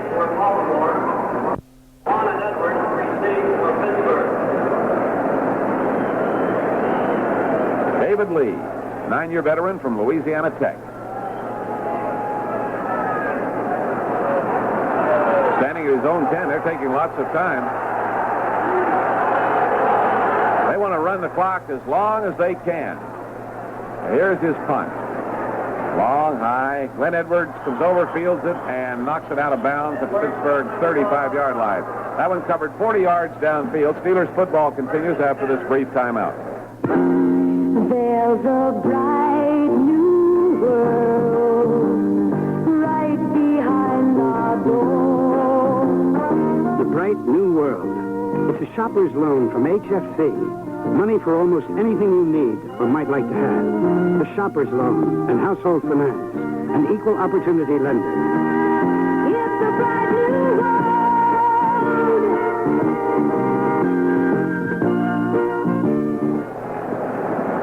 Steelers from their own 35. Gilliam is deep and throwing down the middle. There's Frank Lewis. And he juggles it, holds it at the Baltimore 44-yard line. Came down and across to take the pass. Juggled the football in the air, got it back. Nelson Muncie brought him down. Along the 44s, he ran laterally to the far side of the field. The clock is stopped. 46 seconds remaining in the first half, and the Steelers have moved back into Baltimore territory. They call timeout and stop the timepiece.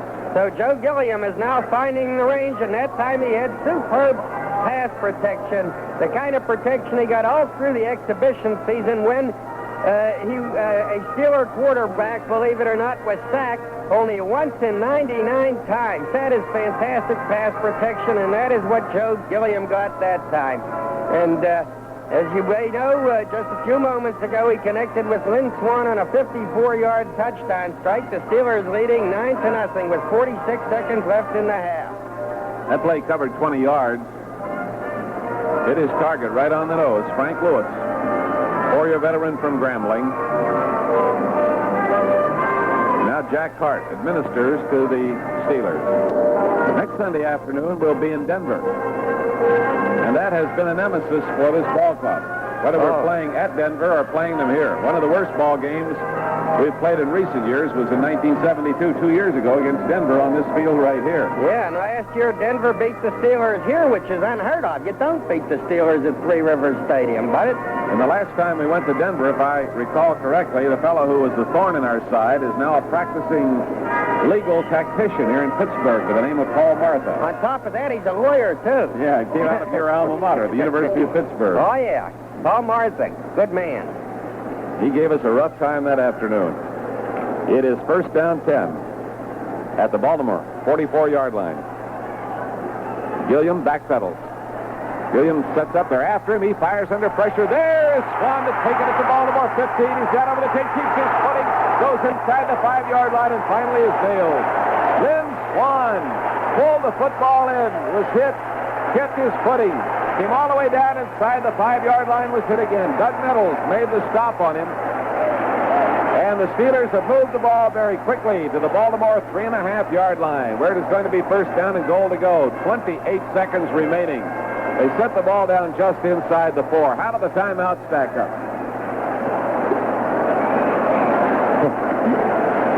I ask you a question. We show Gilliam now 11 of 21, 2 touchdown passes, 1 interception. And Pittsburgh will kick off. 23 seconds remaining to play in this period. Spire is deep. To his left is Bruce Laird, and Fred Scott is setting up to his right. Cotton Spire out of the University of Texas, stationed at the goal line. Let's see what Jarella does this time. The last time he kicked the air out of the football.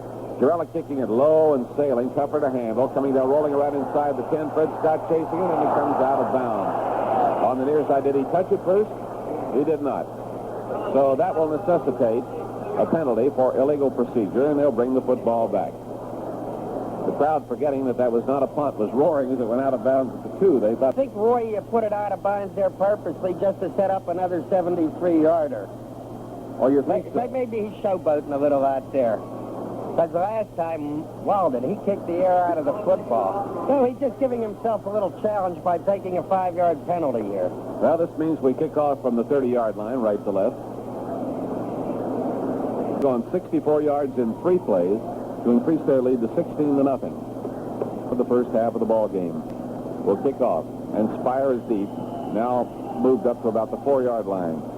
All right, Jarella kicks it long and high, and Spire will take it at the 4. Juggles the 10, the 15, the 20, the 25, and down he goes. Caught around the ankles and brought down as he crossed the 25-yard line by Jim Allen.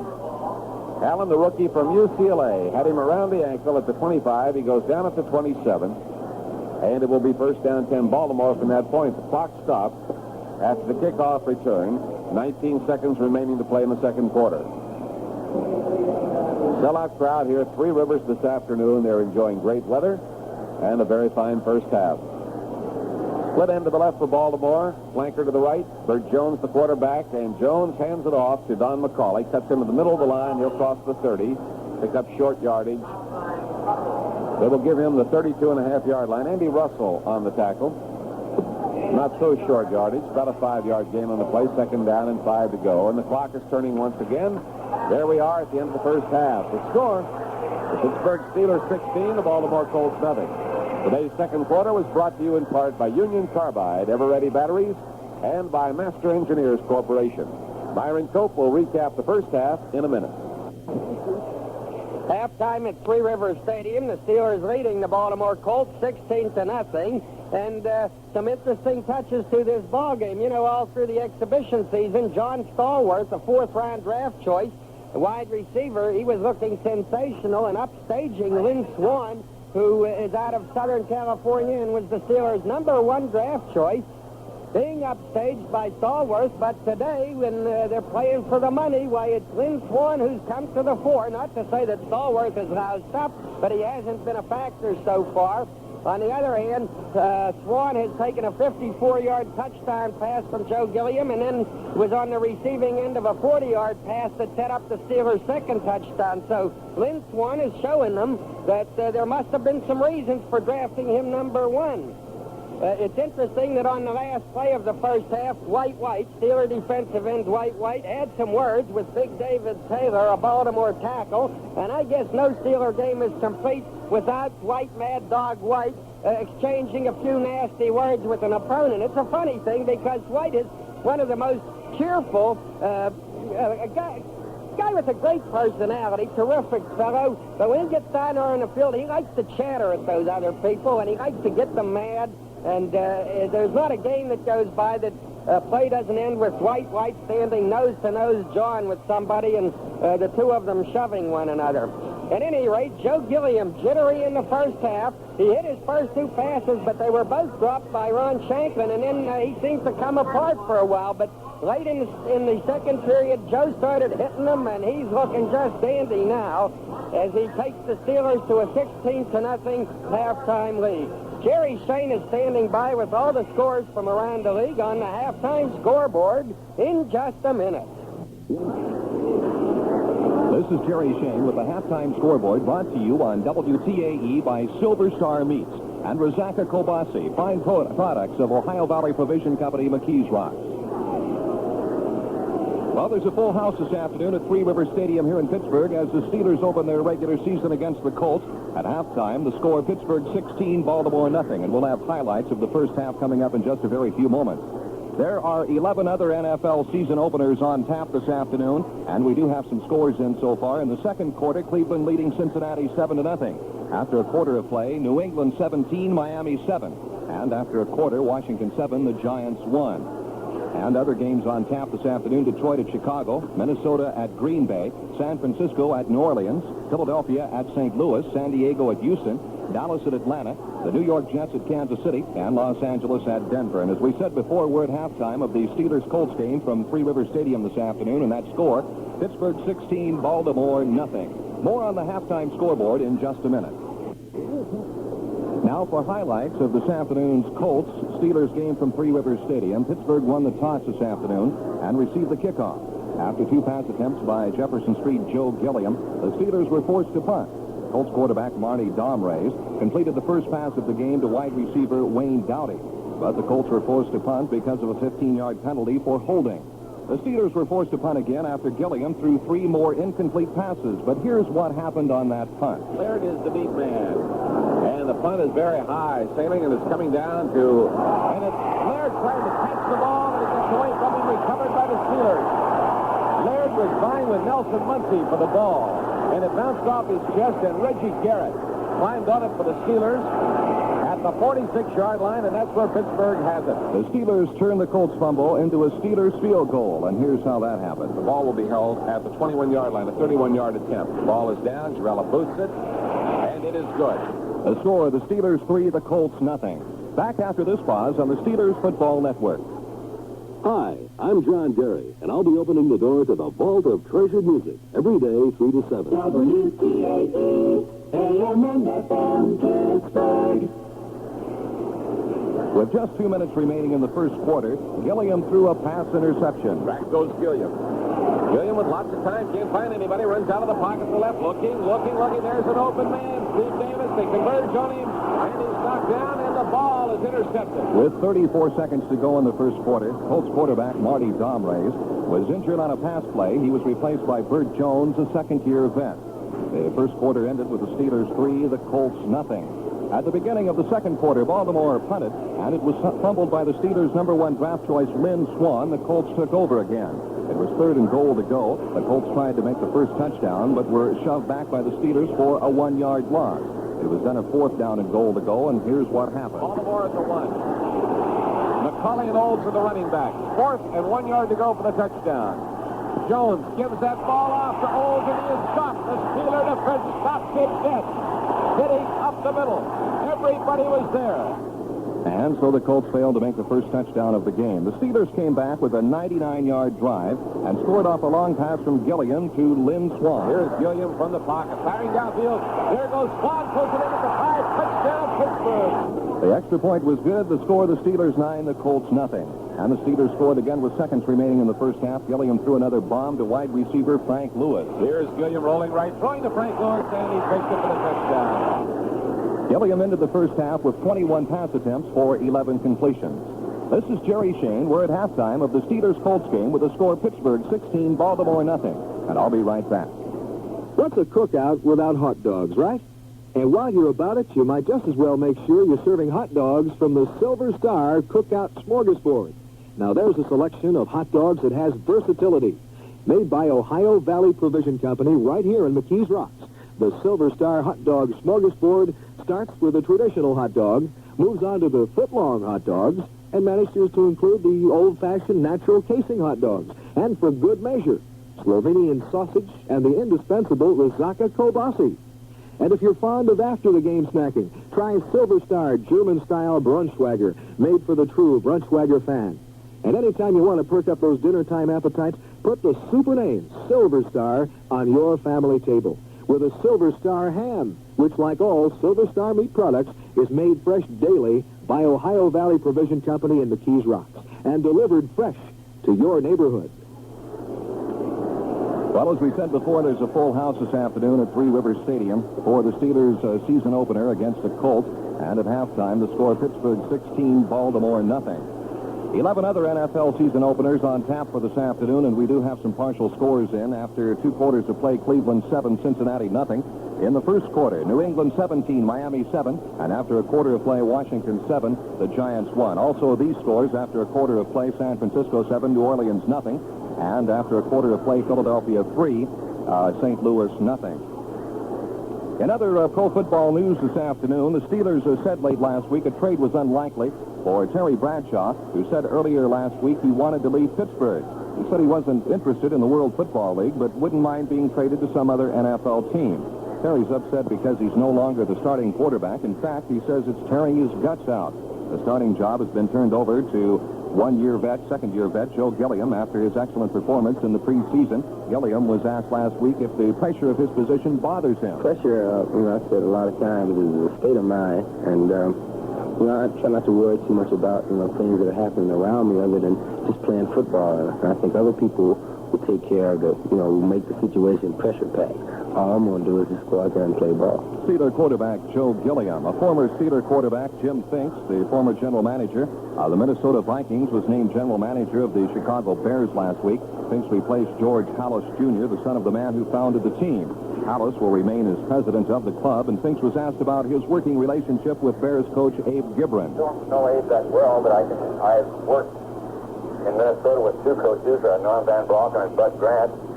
And prior to that, I worked with 2 coaches in Canada, and I always felt like that my relationship with our coach, regardless of who it might be, was very good, and I don't anticipate any problems there with Abe.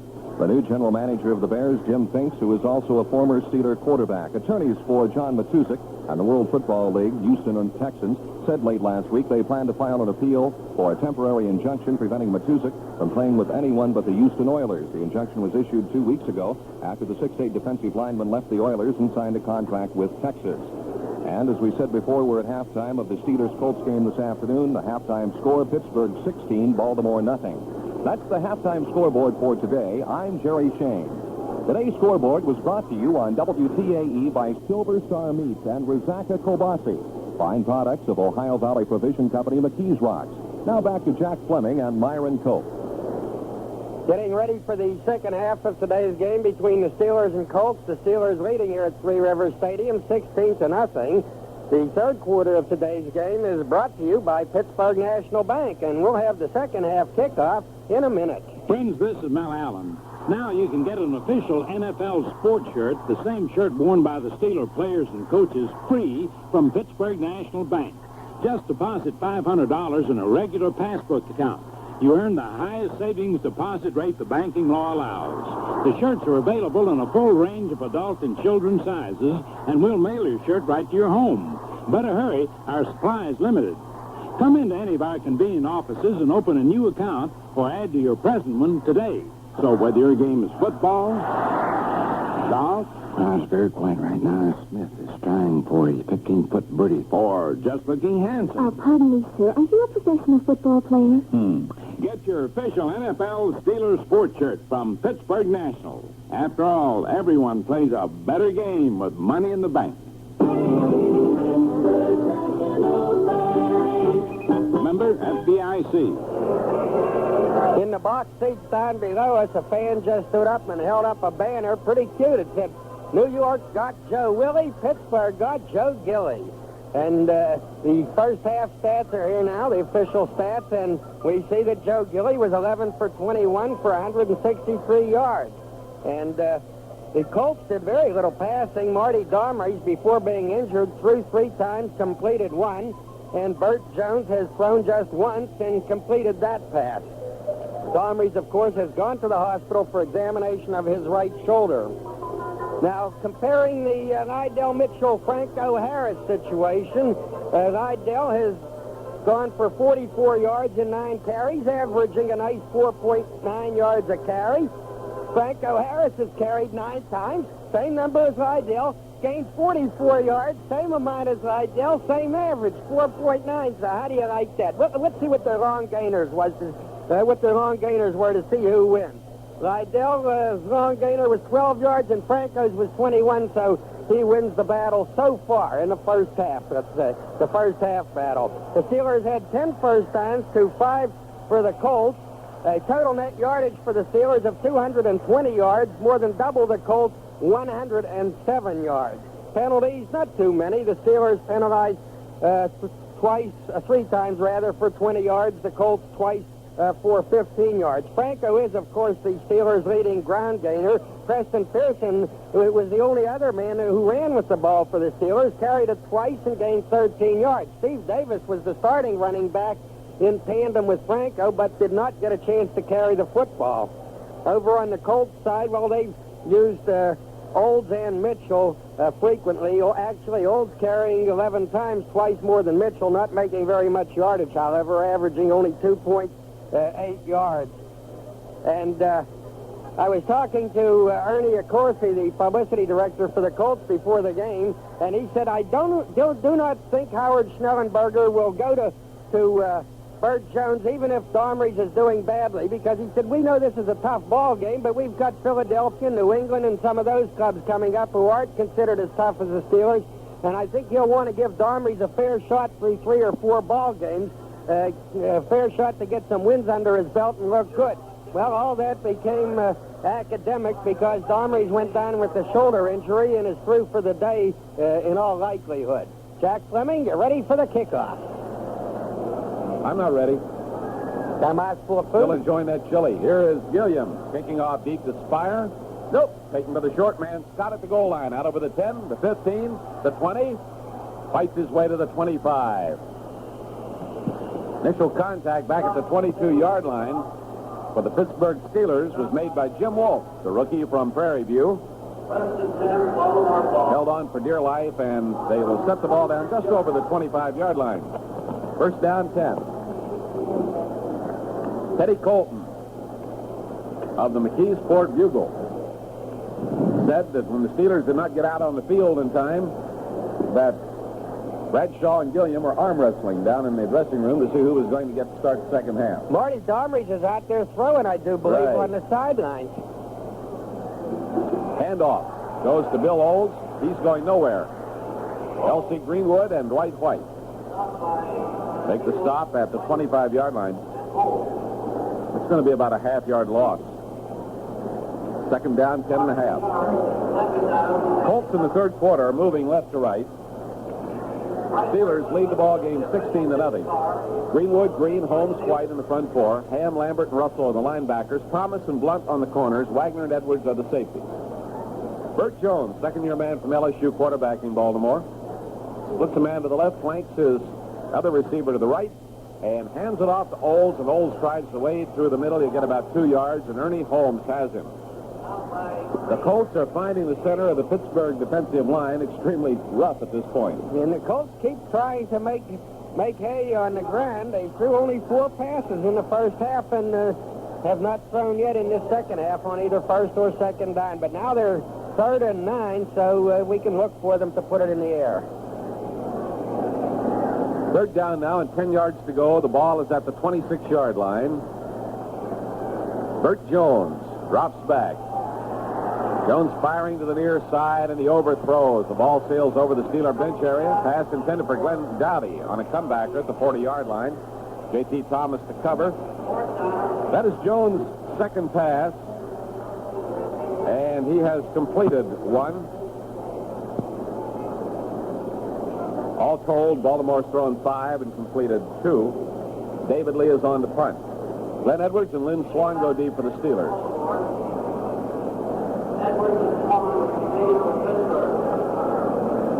David Lee is standing at the 10-yard line. Here's the snap. And he gets his punt away. Angling for the near sideline, spiraling. It is coming out of bounds on the fly.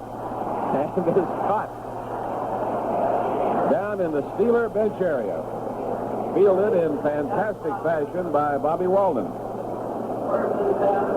I couldn't believe that. I had to check to see who that was. He did a little shuffle with his feet. I thought that was a rookie down there. Looked so lighthearted. 29-yard punt. Ball is marked in at the 45-yard line. Tom Leslie tells us there's a break in the action. We'll be right back. Hi, I'm Eddie, and I'm wearing my very own official NFL Steel sports shirt. Well, of course you can't see it because this is radio. And what you're not seeing here is a really clean white sports shirt with the Steelers emblem and embroidery. This thing stitched right here where I'm pointing. My dad got it for me free from Pittsburgh National Bank. That's right, Eddie. And friends, you can get your free Steelers sports shirt by opening a regular passbook account with $500 or more at Pittsburgh National, or by adding $500 to your present account. You earn the highest savings deposit rate the banking law allows. Now, these shirts are available in a full range of adult and children's sizes, but you better hurry because our supply is limited. My dad says he's glad his money is working for him at Pittsburgh National. But I'm just glad he got me this shirt. Remember, FDIC.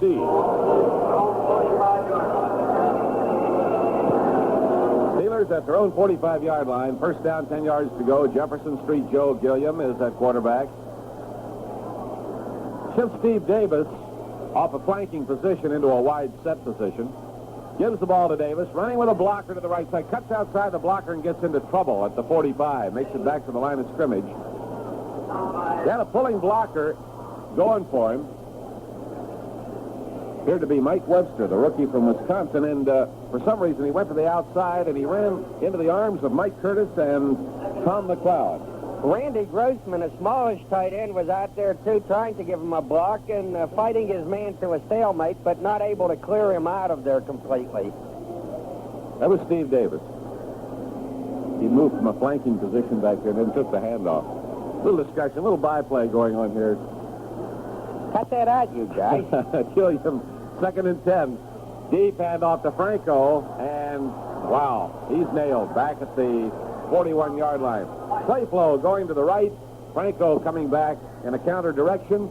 Took the handoff, and he didn't fool anybody. Looked up, and there were nothing but white jerseys. Stan White was the first to get to him. And that takes him back to the 41-yard line, 3rd down and 14. That drops him back in the battle with Lydell. They finished the first half with 44 yards apiece, but that's minus yardage. Come on, Franco, make it up. John Stallworth, wide left. Gilliam is deep and throwing. Here comes Stallworth to take it down at the Baltimore 38-yard line. Stallworth came down and ran a square in. Got him away from Nelson Muncie and Rick Volk long enough to receive the pass. Volk and Muncie piled on him at the 38-yard line, and that was just a perfectly executed pattern and a perfectly thrown pass for a perfect play. But I'm not sure that Stallworth made a legitimate catch there. That ball in my field glasses may have bounced and come back up under his belly, and nobody thought, so I won't tell anybody. Frank Lewis replaces John Stallworth.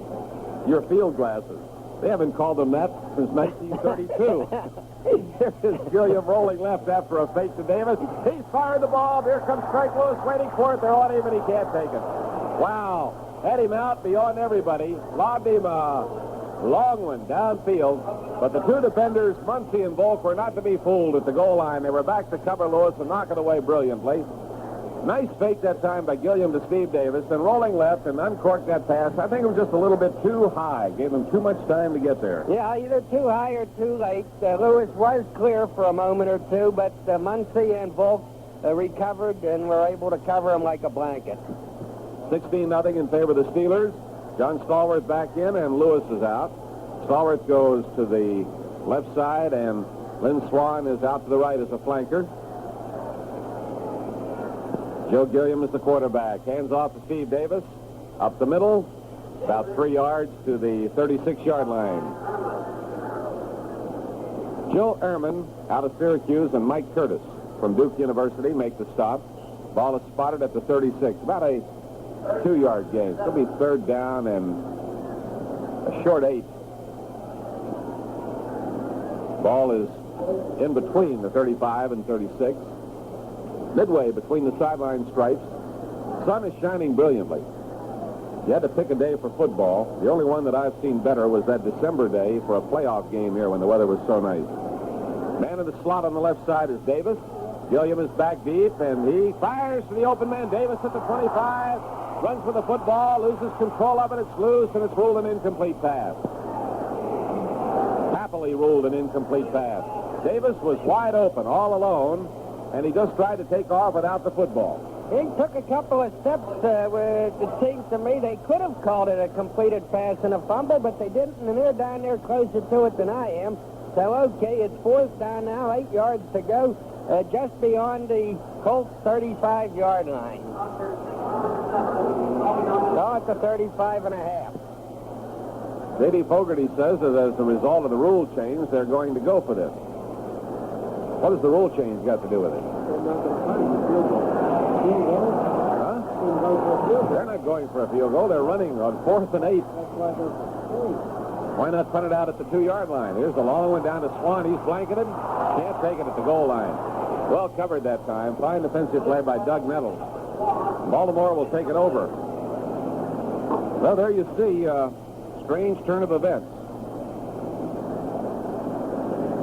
That would be ironic if that should turn this ballgame around. Well, it's what the rule change was for, to encourage people to take chances and open up the game. So, there's a break in the action, and we'll be right back. Friends, this is Mel Allen. Now you can get an official NFL sports shirt, the same shirt worn by the Steeler players and coaches, free from Pittsburgh National Bank. Just deposit $500 in a regular passbook account. You earn the highest savings deposit rate the banking law allows. The shirts are available in a full range of adult and children's sizes, and we'll mail your shirt right to your home. Better hurry, our supply is limited. Come into any of our convenient offices and open a new account or add to your present one today. So whether your game is football, golf, Crowd's very quiet right now. Smith is trying for his 15-foot birdie. or just looking handsome, Pardon me, sir. Are you a professional football player? get your official NFL Steelers sports shirt from Pittsburgh National. After all, everyone plays a better game with money in the bank. Remember, FDIC. Steelers on 4th and 8 just went for it on a pass play. And we're debating it here. The field goal is out of the question, obviously, that distance. And yet, why not Bobby Walden kicking for the coffin corner? They would give it to him at the 20. We've given him at least 15 yards. They take over at the 35. That one will be debated for a while. Back goes the quarterback. Burt Jones fires long downfield and incomplete. At the Pittsburgh 26-yard line, Glenn Dowdy was the intended receiver. J.T. Thomas had him covered like a blanket. 6 passes, 2 completed for Baltimore. You know, J.T. is doing a very good job on Dowdy, who was their leading pass receiver last year with 26 catches. That's not a lot of catches for a leading pass receiver, but nonetheless, he's their threat. And J.T. is sticking with him step for step. Out of the huddle come the Baltimore Colts. Burt Jones is the quarterback.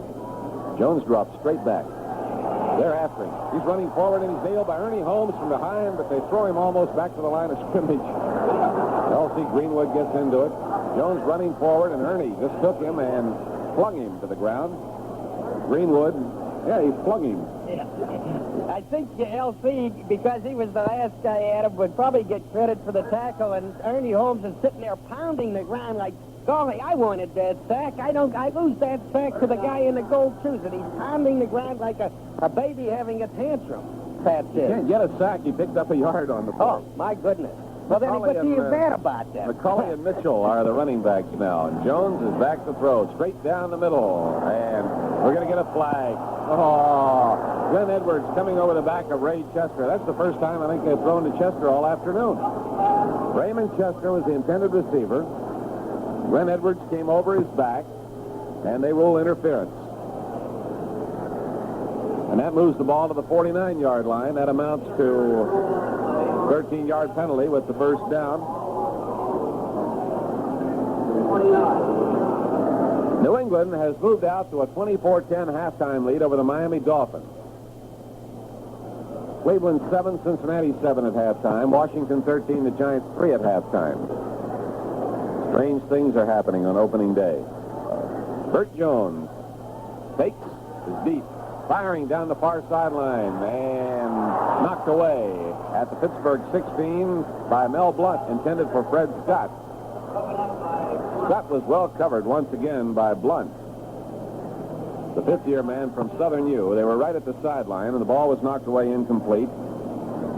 Jones, when he came to Baltimore, was supposed to be the greatest thing to hit the city since National Bull arrived there about 100 years back. Well, this afternoon, he hasn't proven it yet. He had a great exhibition year last year, and they took a chance on him and opened the season with him, but he got buried. Baltimore 2nd and 10. Jones drops back. Throws over the line of scrimmage off the fingertips of Bill Olds. At the Pittsburgh 39-yard line, Andy Russell to cover. A little bit high. Olds could not hold it, and I think probably that should have been a good catch. Well, the Steelers are trying to terrorize young Jones. That time they had Glenn Edwards working the safety blitz, and he came flying, I'll tell you, but just an instant too late to nail it. Marty Domrese is on the sidelines once again. Whether he'll re-enter this ball game, we don't know. X-rays on his injured shoulder, negative. Jones back deep, throwing out to the far side, and he completes it to the Steeler 42-yard line to Ray Chester. So that's the second pass thrown to Chester. That one's successful. Mel Blunt and Glenn Edwards cover the play, and I think they're just short of a first down by less than a yard. Bring up fourth down and a half yard to go. Don McCulley coming in with the play. So now Baltimore apparently is going to go for it. And the crowd is chanting defense. The problem here in stopping them on this fourth down play is a little more difficult than it was down at the 1-yard line. They've got more operating room.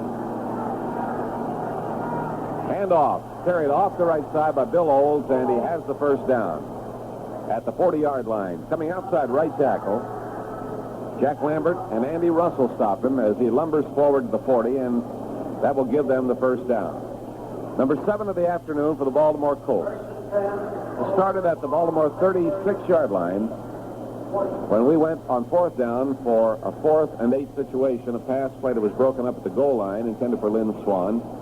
And Baltimore now has moved the ball to the Pittsburgh 40. 16-0 in favor of the Steelers. Baltimore in the I formation. Lydell Mitchell at the top of the I. The fake to Mitchell. And now Jones throwing downfield, completes it to the Pittsburgh 20-yard line, and the receiver, Glenn Dowdy, is belted by Jack Lambert.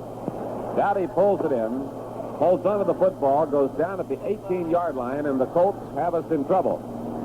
They're at the Pittsburgh 18, first down and 10 yards to go. And you've just seen why I call him Jack Splash.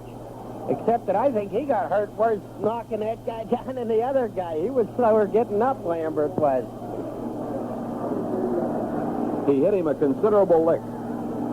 Considerable. 7:20 to play in the third quarter. 16-0, Pittsburgh. Baltimore at the Steelers 18. Burt Jones throws wide, intercepted at the 9-yard line. Here we come. Mel Blount coming across the field up over the 20, the 25, the 30, and down he goes. Bill Olds made the stop. The pass was intended for Glenn Dowdy. It was right on the mark, except that Mel Blount moved in front of him and got there first. Well, the interception at the 10-yard line returns it to the 30. The Steelers have choked off the Baltimore drive and have the ball once again first and 10 at their own 30-yard line. Steelers football continues after this brief timeout. Looking for a great escape weekend? Then head for Erie's Commodore Downs for the fun and excitement of thoroughbred racing. Get away from the everyday with Commodore Downs' thrilling racing action. With a daily double, 4 trifectas, and 4 exactas on every racing program. And it's a snap to get there. Take I-79 to I-90, then go west to Fairview Exit 4. Post time 7:30 p.m. tomorrow night, Tuesday, Friday, and Saturday, and 2 p.m. on Sunday. Don't miss Commodore Downs, Erie's home of thoroughbred racing. Okay, Mel Blount picking off the football at about his own 10-yard line and running it out to the 30 as he played the interception beautifully. The ball was badly thrown by Jones, intended for Dowdy, but thrown wide of him toward the middle of the field. The receiver, Dowdy, had no chance for the football, and Blount was very alert, moved right up on it. So the Steelers shut off a Baltimore threat. They lead the Colts 16-0. Joe Gilliam has gone all the way. Earlier in the week, well, last Tuesday, actually, Chuck Knowles had sort of hinted that he might alternate his quarterback stacks. Play Gilliam the first half, Bradshaw the second half. But he has not done that, and I'm sure it would have been foolish to have done so because Gilliam caught fire midway in the second quarter, and he's got this ball club out in front. Jack? Larry Brown is in at tight end for the Steelers, replacing Randy Grossman. First and 10 at the 30. The Steelers move right to left. Williams hand off to the right side. Franco Harris slips off right tackle. He'll have about 3 yards out to the 33. Waiting for John Dutton and Bruce Laird. And they bring him down after a 3-yard pickup. Stick over the Steeler offensive line. John Kolb at left tackle. Jim Plack at left guard. Ray Mansfield at center. Mike Webster at right guard. And Gordon Gravel at right tackle. Larry Brown, the tight end. John Stallworth and Lynn Swan are the wide receivers. Steve Davis and Franco Harris are the running backs. Joe Gilliam quarterbacking. Set up with Stallworth to the left, Swan flanks to the right, to the far side of the field. And Gilliam looks at a 5-man Baltimore front. Gilliam hands it off to Steve Davis, hits into the middle, comes over the 35. He's out to maybe the 37 with a big pileup. John Dutton and Tom McLeod at the bottom to play. Dutton, the rookie from Nebraska, started and has played the entire ball game this afternoon at defensive right end. Right now we're going to pause for station identification. This is Pittsburgh's #1 sports station with Myron Cope on sports, pit football, and basketball. Plus, The Pittsburgh Steelers, WTAE, AM and FM, Pittsburgh. 5 minutes and 52 seconds in the third quarter. The clock is turning, and Gilliam backpedals. Gilliam flips the ball to Steve Davis up at the 41-yard line, and he is belted immediately and knocked back by Stan White and Mike Curtis. That is a first down. Perfectly calculated. Actually about a half yard beyond the first down markers at the 40.5-yard line. First down, 10 yards to go. The Steelers' 12th first down. We disagree with the official stats on passing. I have Gilliam with 13 for 26. They show him 12 for 25. And they did not show a completion before that one in the second half, and he had one. He came out of the first half with 11 completed. 13 for 26, according to our book. Gilliam goes deep. Flips it into the left flat to Franco over the 40, and has two men on him at the 45. Gave him a little juke, tried to get away, picked up a couple of yards. Tom McLeod and Mike Curtis had him. A 5-yard pickup on the play. Let's see where they finally marked the ball down. Give him 5 yards, second down, and 5 to go. So Gilliam hits another one. 14 for 27 in the afternoon. Franco trying finesse to give Curtis the slip, Curtis and McLeod, but couldn't get away with it. Steelers come out of the huddle. Stallworth comes wide to the left. Swan steps into the slot on the left side. Gilliam has his running back set wide. And again he backpedals. Now fires complete to Larry Brown at the 50. Brown is down to the Baltimore 47, and they gang tackle him. They're belting him around a little bit. Larry Brown with the ball. Stan White and Tom McLeod, the first ones there. And then a few other Baltimore Colts decided to join in. The ball is at the Baltimore 47. They never did get him on the ground. It's a first down for Pittsburgh, number 13 for the Steelers. Now we have 15 completed out of 28 passes with one interception. Steelers leading 16-0.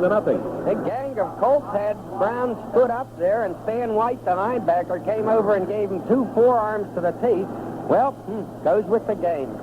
Mansfield over the football. Gilliam steps in under center. First down 10 at the Baltimore 47-yard line. And again Gilliam drops back. And Gilliam throws, and, deflected. Intended for Larry Brown. Deflected at the 33-yard line by Tom McLeod, and almost into the arms of Lynn Swan, cutting deep at the 25-yard line, but the ball fell incomplete. Yes, McLeod just got a finger on the football, and it was enough to deflect it quite a distance. Baltimore change. Van Dickel, their fourth linebacker, is going off the field. And that brings Bill Windauer back into the defensive line. Steelers next Sunday afternoon at Denver. We'll have that one for you, direct from Mile High Stadium. Joe Gilliam on 2nd and 10. Calling the signals. Gilliam back to pass, now flips the screen out to Steve Davis. Picks up blockers, comes over the 45, the 40 running hard to the 35, the 30 breaks loose over the 25, the 20, turns on the speed, cut from behind inside the 10, goes out of bounds at the 6-yard line. Great running by Davis, finally caught by Bruce Laird, and chased out of bounds at the Baltimore 6-yard line. Gilliam executing perfectly as he set up the screen, waited, flipped the ball to Davis, and you can see those blockers picking up for him. And they gave him the initial start. And then Davis, under his own power, just did some beautiful running. Almost broke away. Didn't have quite enough speed to get clear. So they stopped him at the 6. A gain of 41 yards. And let me tell you, Steve Davis turned on the speed. He gave them the bursts of speed. Flew by one tackler, then another. First down and goal to go at the 6-yard line. Gilliam gives it to Franco. Franco follows his blockers, cuts inside, and slips. He is covered as he goes down by Bruce Laird, the strong safety. He'll pick up just short of 2 yards on the play. He'll get it inside the 5-yard line. His blocking formed for him, and he found the hole and cut inside. And as he made the cut, he slipped and went down at the 4.5-yard line.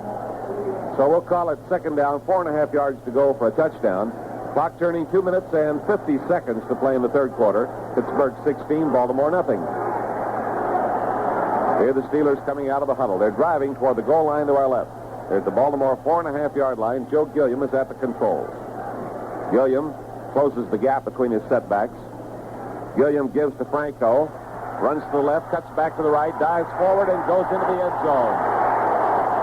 Franco coming outside to the left, had the cut back. Running back to the right, and then diving straight down forward to the goal line.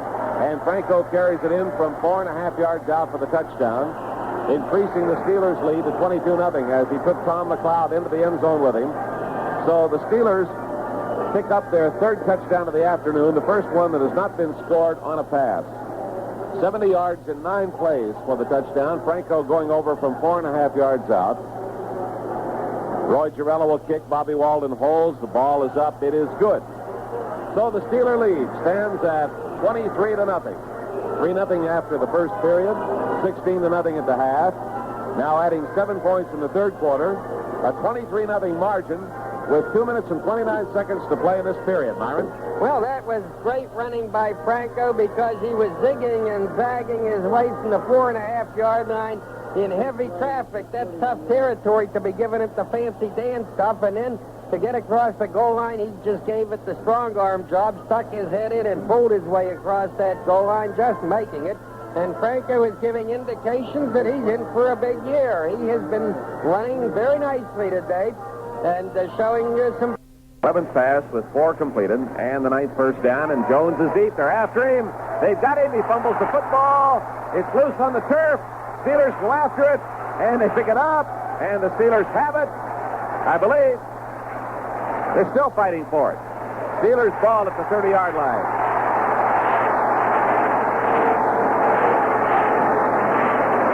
Mike Wagner was down there, and Jack Ham.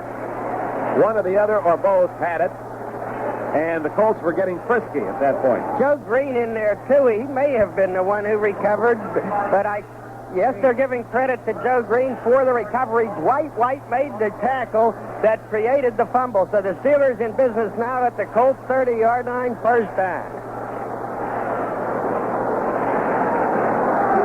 Colts fumbled twice and lost both of them. Draw handoff to Preston Pearson, and he's in trouble at the line of scrimmage. Pearson hitting into the line on the draw, then running laterally to the left and carrying Stan White, a 225-pound linebacker, with him. And where are they going to give him? 1 yard on the play? I don't think. About a half a yard, maybe. Rather generous placement of the ball at that because he had nowhere to go. And they simply worked him laterally along the 30. Frenchie Fuqua has entered the ball game. He and Pearson are the running backs. First time we've seen the Frenchman this afternoon. 6-year veteran from Morgan State. They put Pearson in the close slot on the right side. Gilliam a swing pass to Fuqua out at the right. Fuqua's hit, missed, comes over the 30, the 25, the 20, still running to the sideline at the 15, and he's down and out of bounds at the 10. Goulden stayed inbounds at the 11-yard line. Now, that was a swing pass out to the right to Fuqua. Fuqua took it, was immediately hit. Looked like he would be thrown for a loss by Joe Ehrman. He broke the tackle and ran beautifully all the way down to the 11-yard line. Ehrman missed him. Rick Volk made the stop. So with the ball at the Baltimore 11, we're at the end of the third quarter with the score Pittsburgh 23, Baltimore nothing. Hi, I'm Eddie, and I'm wearing my very own official NFL Steelers sports shirt. Well, of course you can't see it because this is radio. And what you're not seeing here is a really clean white sports shirt with the Steelers emblem and embroidery. This thing stitched right here where I'm pointing. My dad got it for me free from Pittsburgh National Bank. That's right, Eddie. And friends, you can get your free Steelers sports shirt by opening a regular passbook account with $500 or more at Pittsburgh National, or by adding $500 to your present account. You earn the highest savings deposit rate the banking law allows. Now, these shirts are available in a full range of adult and children's sizes, but you better hurry because our supply is limited. My dad says he's glad his money is working for him at Pittsburgh National. But I'm just glad he got me this shirt. Member FDIC. Third quarter of today's game was presented by Pittsburgh National Bank. Now, this fourth period of Steelers 74 is brought to you by your Chrysler Plymouth dealers. Ball is situated at the Baltimore 11-yard line. The Colts will now defend the goal line to our right. Pittsburgh moving from left to right in the fourth period. Steelers leading 23-0. And Frenchie Fuqua on the swing pass to the right that time, breaking the tackle of Ehrman, and then just running fantastically until he was knocked down at the 11-yard line. And that's where the Steelers have it now, first down and 10 yards to go. Quarterback throughout the afternoon has been Joe Gilliam. He warmed up to his task very slowly. But once he was warm, he was red hot. And he turned the Bluebirds around, quieted them for the afternoon. There is Gilliam lining up in the I with Pearson at the top of the I. The inside back is Frenchie Fuqua. Flanking right is Lynn Swan. split end far to the left. Gilliam giving the ball to Pearson, running to the right, leaping over a tackler down over the 5 to the 4-yard line. He actually jumped over safety man Bruce Laird, and then McLeod and Curtis tagged him at the 4-yard line. Jim Clack gave him the block, and so the play picks up 7 yards. It's going to be 2nd down and 3 to go. Jim Clack looks good at his new position on those pulling plays. He gets out there fast and he dumps them hard. He did give him a real good block there. Things started going better when they switched Clack and Webster in there to those guard positions.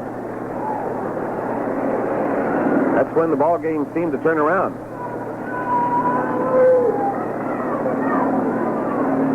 Second down and 3 at the 4-yard line. Gilliam calling the signals for the Steelers. Gives the ball to Fuqua off left tackle, dives into the end zone, touchdown. The Frenchman carries the ball in from 4 yards out. Vive la France. Going off the left side. Hole opened up by John Kolb and Jim Clack. And Pittsburgh has gone on the board once again. That drive, 30 yards in 4 plays after the fumble recovery. Score is 29 to nothing. Bobby Walden holds, and Girella will work out his right toe. Actually, his right foot. His instep. He kicks. It is good. Steelers lead in this ball game, 30 to nothing. There's a break in the action. We'll be right back. Hello, me, Mary Jean, our superstar. Tell 'em about our Chrysler Plymouth car. Okay, me and my friends here are going to tell them how they've been waiting to buy a full-size car. They're really smart, right? Tell them, Mary Jean. I mean, it's cleanup time at your Chrysler Plymouth dealers. That's right, Mary Jean. Your Chrysler Plymouth dealer is getting ready for his new 75s. So he's putting a year-end price on his full-size 74 Furies and Chryslers. Isn't that terrific? You know, for some people, a full-size car isn't a luxury, it's a necessity. And at cleanup time, it makes a great buy. Fury and Chrysler. Yeah, sometimes it's smart to wait. Know what I mean? Sure do. Thank you, me, Mary Jean, for coming through. That's why we love you. Pick up your Steeler booster kit containing bumper stickers, Steeler schedule, and Steeler media guides from your Steelerland Chrysler Plymouth dealer. Frenchie Fuqua, coming into this ball game at the tail end of the third quarter, has handled the ball just twice but made his presence felt. And let me tell you, on that 19-yard swing pass, he looked great because Stan White, the linebacker, had the play figured out beautifully, and he was just itching to cream Frenchie as soon as he caught that pass, that little swing pass, and Stan White came at him. He hit him hard, and the Frenchman broke that tackle surprisingly and was off and running, so he's looked good. Down below, Terry Hanratty is warming up, and apparently he's ready to come on to quarterback the Steelers. Girella kicking off left to right, very high. Down to Spire at the 5. He's out over the 10, coming to the left at the 15, cutting outside, breaks the tackle, comes over the 20, the 25. He broke away from Lauren Taves, came over the 25 to the 26, was nailed by Donnie Shell. So the return from the 5 to the 26, 21-yard kickoff return, and it will be first down 10 for Baltimore. So another difficult moment for Terry Bradshaw. And you can only guess that at this point, he may be penalized for his comments earlier in the week. Swing pass to the right side with a screen, and the pass is taken by Don McCauley, and he comes up and stops short of the 30-yard line by Jack Lambert. Or else, Jack, perhaps, he's going to use Terry Hanratty as a mop-up man here. That may be the thinking. I don't know. That would be the wiser thinking, I believe. I'd have to credit you with that. I think that's a good point. Well, I just don't think that, Terry's remarks would be that great a sin that Noel would penalize him for it. So the idea would be to give Hanratty the work that he needs. Bradshaw right. Have more work. And at this point in the ball game, Hanratty needs it worse, and why risk the possible injury of Bradshaw? Jones throwing out to the left to the 31-yard line, completing a pass along the near side of the field to Lydell Mitchell. The first time they're throwing to him this afternoon. Andy Russell and Mel Blunt drive him out of bounds near the 34-yard line. It'll be third down and 2 yards to go. That is their 12th pass. Their 5th completed. New England has moved out to a 31-17 lead over Miami, bringing a ripple of excitement to this crowd. Holy smokes. Cincinnati 14, Cleveland 7, Washington leading New York 13-3, Chicago leading Detroit 7-0. Can you believe that? Here is Jones throwing. Off the fingertips of the receiver, intercepted by Glenn Edwards at the 49-yard line of Pittsburgh territory, running to the Baltimore 48. McCauley was the intended receiver. Or was it Spire? It was McCauley. Went off his fingertips, intercepted by Glenn Edwards at the Pittsburgh 49, running around trying to break loose, and Cotton Spire finally nailed him at the Baltimore 48-yard line. The second interception for the Steelers this afternoon. Mike Wagner all over McCauley's neck. Could have been called for interference, but he wasn't anyhow. Here's Terry Hanratty at the controls, and the crowd likes it. Terry H. Watch and see if he goes for the bomb on the first play at the 48-yard line in Baltimore territory. Nope, pitch to the right side. Ball carried by Fuqua. Running, turns the corner, comes across the 45 and out of bounds at the 42-yard line. Mike Curtis caught him around the neck, whipped him out of bounds to pick up 5 yards on the play. The Frenchman carrying. Down to the Baltimore 42-yard line, a 5-yard pickup. Let's see what else we have. Gordon Gravel playing at right tackle, John Kolb at left tackle, Clack and Webster the guards, Mansfield remains at center. Shanklin is back in, playing a wide receiver position along with Stallworth. Shanklin flanks right, Stallworth splits left. Hanratty sets his running backs wide. Hanratty drops back. Hanratty throws out to the left, intending that pass for Preston Pearson, and it is incomplete as Stan White covered the play. Pretty close to being on the money, but not quite. And it falls incomplete. Jack, you know, a lot of people have complained in the past that the Steelers have not thrown to their running backs enough. Well, today they sure are throwing to their running backs, and it's been a very effective weapon. Dave Rebus has entered the ball game, replacing John Kolb. He's the youngster from Arkansas, 6'5", 250. Again, Hanratty drops straight back and throws long down the middle, a little too high for Shanklin at the 20, who came down and cut in. And Doug Nettles came over to cover the play. Had a possible shot at an interception, but it fell incomplete. So that is Hanratty's second pass. Steelers have thrown 33 and completed 17. Hanratty is 0 for 2. Gilliam left the ball game 17 for 31 with 1 interception. He threw 2 touchdown passes. And a lot of big gainers in there, too. Bruce Laird is back as a single receiver for Baltimore. Walden will punt from his own 45-yard line where he's standing. Line of scrimmage is the 47. Bobby Walden kicks it high, bouncing toward the end zone, and he gets in there. Steelers making a great attempt to volleyball the ball back out unsuccessfully. So that will be a 47-yard punt for Bobby Walden. Is that volleyball they were playing down there? Ronnie Shell batting it out of the end zone to somebody else who batted it to somebody else trying to get it out before it hits the ground. But, men, that's wasted effort. There's a break in the action, and we'll be right back. Hello, me, Mary Jean, our superstar. Tell 'em about our Chrysler Plymouth car. Okay, fellas. Based on combined figures for March through June, you know who's number 1 in small car sales? We are. Please tell us some more. I mean, America's best-selling small cars come from Plymouth. We outsold Pinto, Vega, VW, Mustang Coupe, and Datsun. We want to hear it all. Well, small wonder we're number 1. Duster, Valiant, and Stamp are the common sense cars. Small outside, big inside, and economical all over. And they're all clean-up priced at your Chrysler Plymouth dealers. Because it costs us more to keep them than to sell them. Oh, you know what I mean. Thank you, me, Mary Jean, for coming through. That's why we love you. Pick up your Steeler booster kit containing bumper stickers, Steeler schedule, and Steeler media guide from your Steelerland Chrysler Plymouth dealer. Colts will put the ball in play at their own 20-yard line. 11:54 to go in the ball game. They trail 30-0. And they move right to left here in the fourth quarter. Bert Jones is the quarterback. Deep handoff given to Don McCauley. McCauley running to left, turns the corner at the 20 and comes to the 25 and out of bounds. Host of Steelers had him cornered. Mel Blunt and Jack Lambert in at the bottom of the play. Pumped once as though to pass and then gave it to his running back McCauley.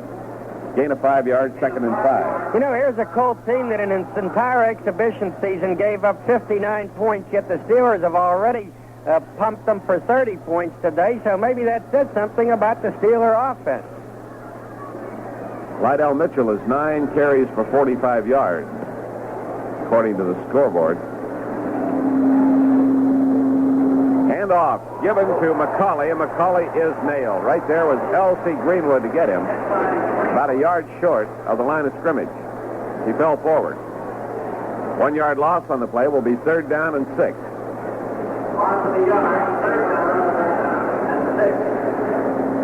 McCauley going out of the ball game, and they come in with a new running back.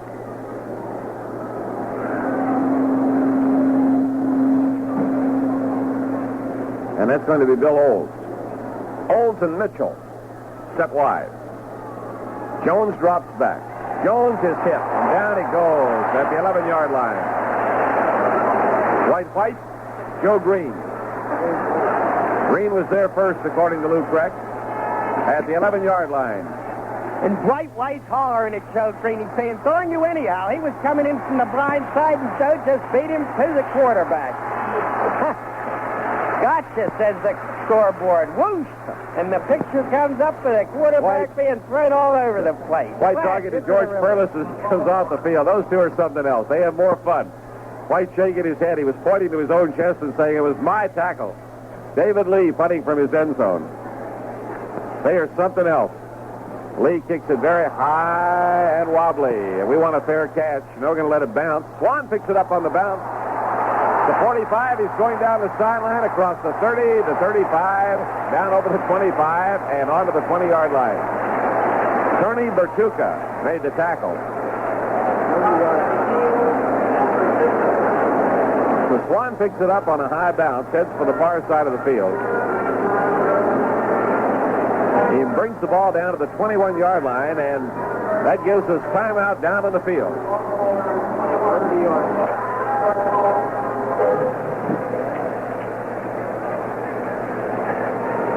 Steelers have the football now at the Baltimore 21-yard line. 1st down, 10. Terry Hanratty is the quarterback. Preston Pearson and Frenchie Fuqua shift out of the I formation. Flanker right is Shanklin. Stallworth is split to the left. Hand off to Pearson.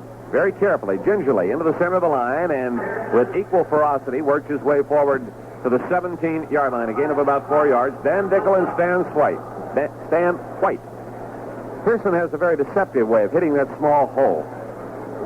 And if he finds it, manages to turn on the power, look out. He made about 5 yards on that one. 2nd down and 5. 16.5-yard line. Hanratty sets his running backs wide, and Terry drops back to throw. Looks into the end zone, throwing for Shanklin. Just a little bit out of his reach. Shanklin, covered by Nettles, managed to get a step beyond him, but the pass coming toward the near side into the corner of the end zone. Just out of his reach at the sideline. Falls incomplete.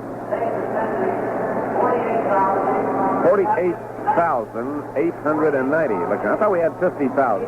We had a few no-shows, Myron. Yeah, a little over 1,000 no-shows. You're going to have to check up on your house count. Hanratty is 0 for 3. Yeah, but I was talking about no-shows. No-shows. Terry Hanratty giving the deep handoff to Frenchie Fuqua, and there are Colts all around him. Runs forward, gets back over the 20. A little loss on that play, and he's brought down at the 19-yard line. John Dutton at the bottom of the stop for the Baltimore Colts. So it is 4th down and 8 yards to go.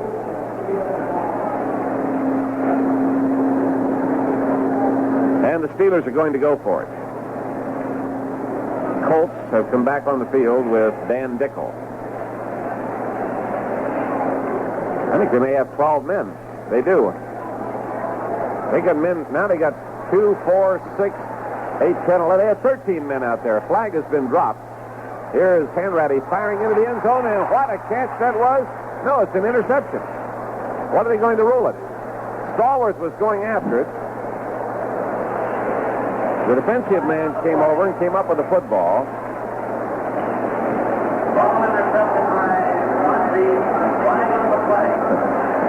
That player going off through the end zone, and J.D. says, in his judgment, that is illegal, and therefore we had the flag down in the end zone. Well, that man had that flag down as soon as he left that end zone there. Illegal procedure against the Baltimore Colts. They had 13 men out there. They had one going off at the end, one going off at the side. I was looking to see if they had 10 left, and they had 11 remaining. So was that an interception or not? It was. So that great defensive play is overruled. Those two were really scrambling after the football. Baltimore's third penalty. They've been hit for a total of 25 yards. Takes the ball to the 14-yard line. It is fourth and about 2.5 yards to go. Larry Brown is in at tight end. We deploy Shanklin to the right, Stallworth to the left, and set the running backs wide. Quarterback is Hanratty. Terry H. back to throw. Lobs it to Shanklin in the end zone, and it's broken up by Doug Nettles. Pass was right on the money, but Nettles, the rookie from Vanderbilt, played the defense perfectly, broke up the pass, incomplete. Colts will take over the football. That Doug Nettles, incidentally, is not related to defensive back Al Nelson of the Nettles of the Philadelphia Eagles, although, and come to think of it, I think that Nettles was cut recently by the Eagles. Nor is he related to Dennis Nelson, their right tackle. Well, his name's Nettles. How would he be? Well, he could have some relation named Nelson. That's what upset me. Well, don't be upset, please. Flanker right, both ends split. Charlie Davis and Steve Furness are in the defensive line for Pittsburgh. Handoff goes to Don McCauley, running to the left, finds an opening, cuts back to the 25, the 30, and up close to the 35-yard line before Jack Ham and Glenn Edwards put the clamp on him. We're going to be back right after this pause on the Steelers Football Network.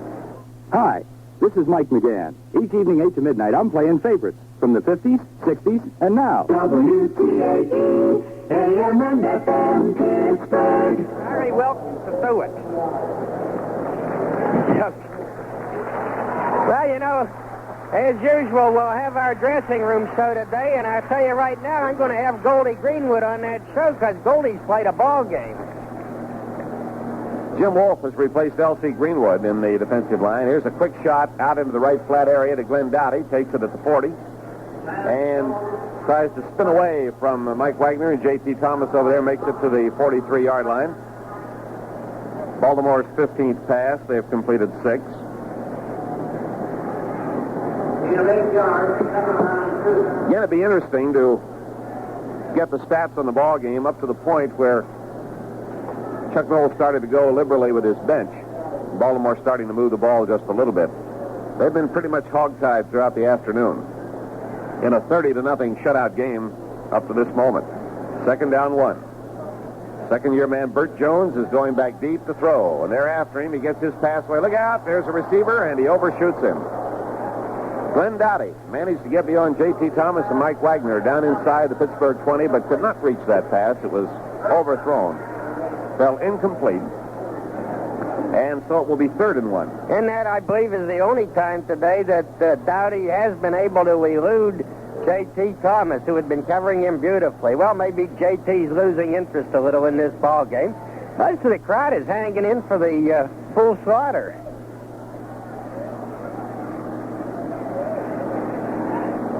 It will be 3rd and 1. Baltimore at its own 44-yard line. Tim Berra has entered the ball game as a receiver. Rookie from Massachusetts. Handoff given to McCauley, and McCauley heading right, cuts back, and gets over the 45-yard line. He may have reached the 46 on that pilot. He has a first down. Jack Lambert made the tackle. And they will spot the ball at the Baltimore 46. Colts have 11 first downs. 7 minutes to play. Pittsburgh 30, Baltimore nothing.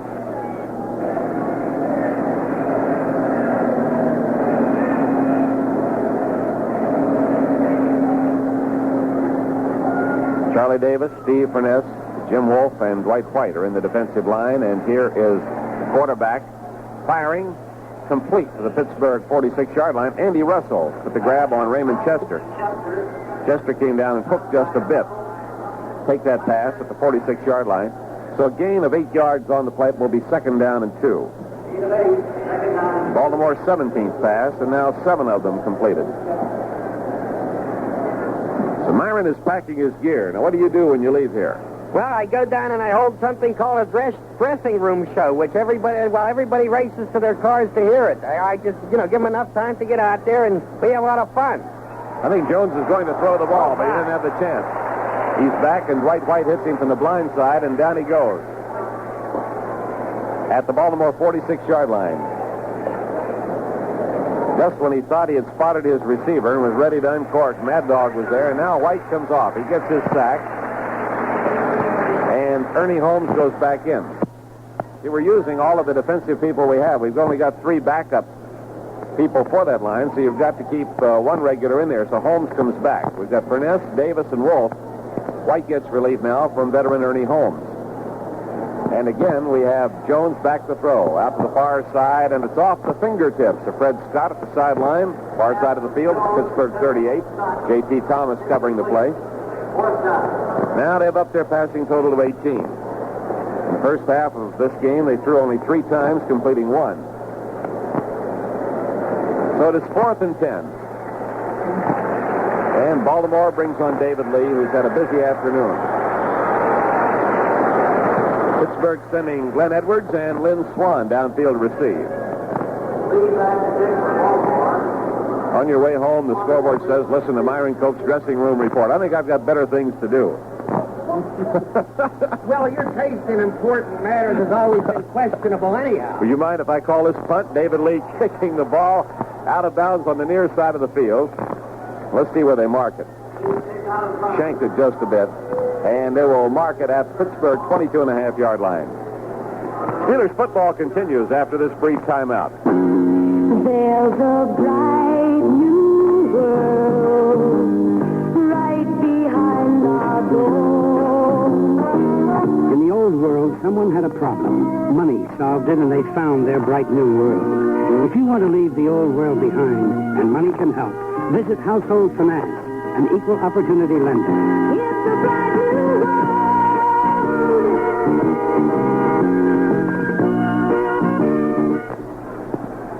First and 10 for the Steelers at their own 22. Hanratty gives the ball to Pearson, trying to find an opening, running to the left, now coming back to the right. He'll try to get outside, now cuts straight up the middle, and he comes to the 24-yard line. Preston, running to the left, found nowhere to go, came back to the right, saw them closing in on him, and headed upfield. John Dutton and Bruce Laird made the grab on him at the 24 for a 2-yard gain. It will be 2nd down and 8 yards to go. Next Sunday afternoon, we'll be with the Steelers at Denver as they play the Denver Bronx.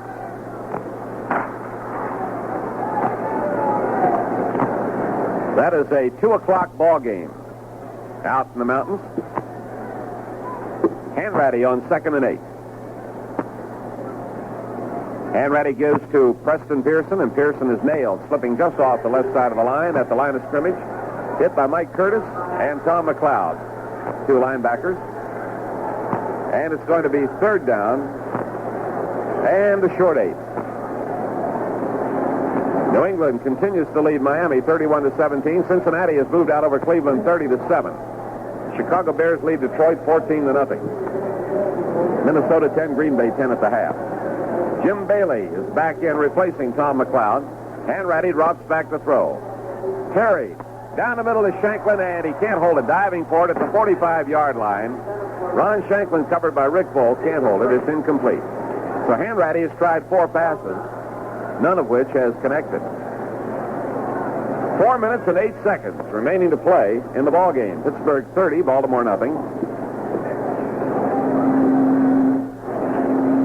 Well, what has been a beautiful, sunshiny afternoon here in the Steel City. Bruce Laird is deep for Baltimore. Bobby Walden standing at his own 12-yard line. Walden takes the snap and gets the kick away. It's going to take Laird back all the way to his own 25, bobbles it, picks it up at the 24, and he's snowed under. They were down there to get him. So Laird hit by Reggie Garrett, and along with him, Donnie Shell. 50-yard punt by Bobby Walden. And the Colts will take over again now at their own 24-yard line. St. Louis leading Philadelphia 7-3 at the half. New Orleans over San Francisco 10-7 at the half. That's all we have in the way of scores at the moment. 1st and 10 for the Colts. They move right to left here in the fourth quarter. Burt Jones back firing. Far sideline, and he hits his target, but he comes down out of bounds. It's an incomplete pass at the Baltimore 45-yard line. Jim Allen and Mike Wagner over to cover, but came down out of bounds. Fred Scott, the receiver. We have Mel Blunt playing one corner. Jim Allen has been playing the right corner through the preseason. Has relieved J.T. Thomas on the left corner. Marv Kellum has entered the ball game, replacing Ernie Holmes. So we'll play with 4 linebackers now. Lauren Taves is in there in place of Andy Russell. Wagner and Edwards stay as the safeties. 2nd down 10. Handoff for Baltimore goes to Bill Olds on the cross buck. He's nailed short of the line of scrimmage. Taves in there to get him. And the play is stopped at the 22-yard line.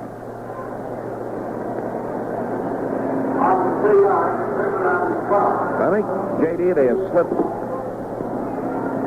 Well, we see Rivera is wearing 36. And we have John Andrews listed as 36.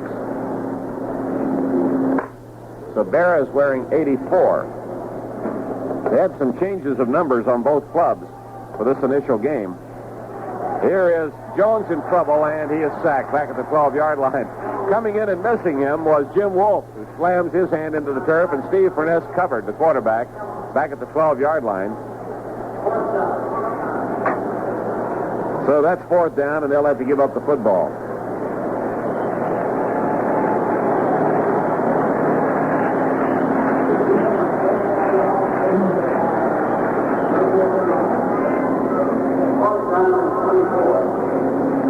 Punt formation now. David Lee standing about 3 yards deep in his end zone. 2:52 on a turning clock. Pittsburgh 30, Baltimore nothing. Lee gets the snap and gets the punt away. High and lazy. Coming down at the Steeler 47 to Lynn Swan over the 50. Gets into people at the 45 and is pulled down at the 44-yard line in Baltimore territory. First man to get to him can make that Danny Rhodes. And also in there was Bob Van Dyne at the Baltimore 44-yard line. 2 minutes and 37 seconds to go. 42-yard punt.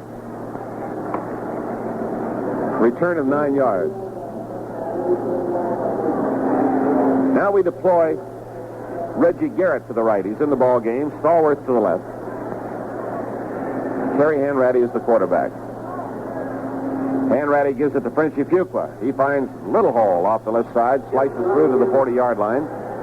Van Dickel on the tackle for the Baltimore Colts. Fuqua picks up apparently 4 yards. I believe they're going to place it at the 41. Give him 3 yards, 2nd down 7. 2 minutes and 18 seconds. The clock is turning, and the Steelers are willing just to let it run.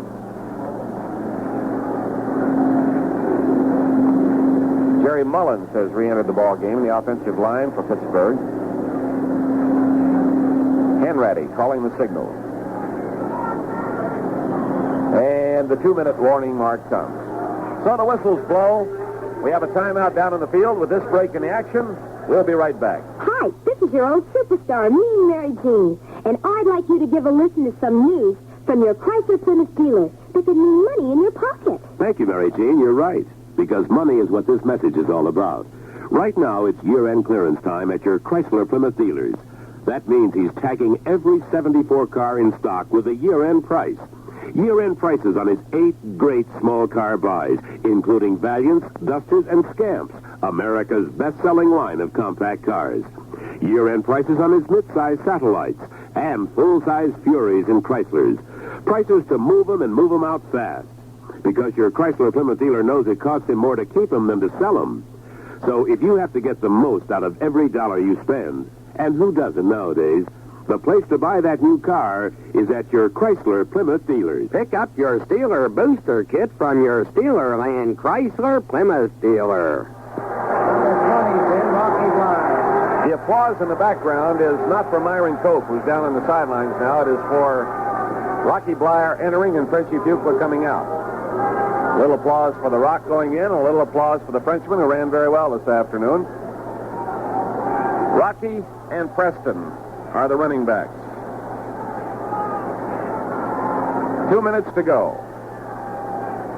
Terry Hanratty is the quarterback.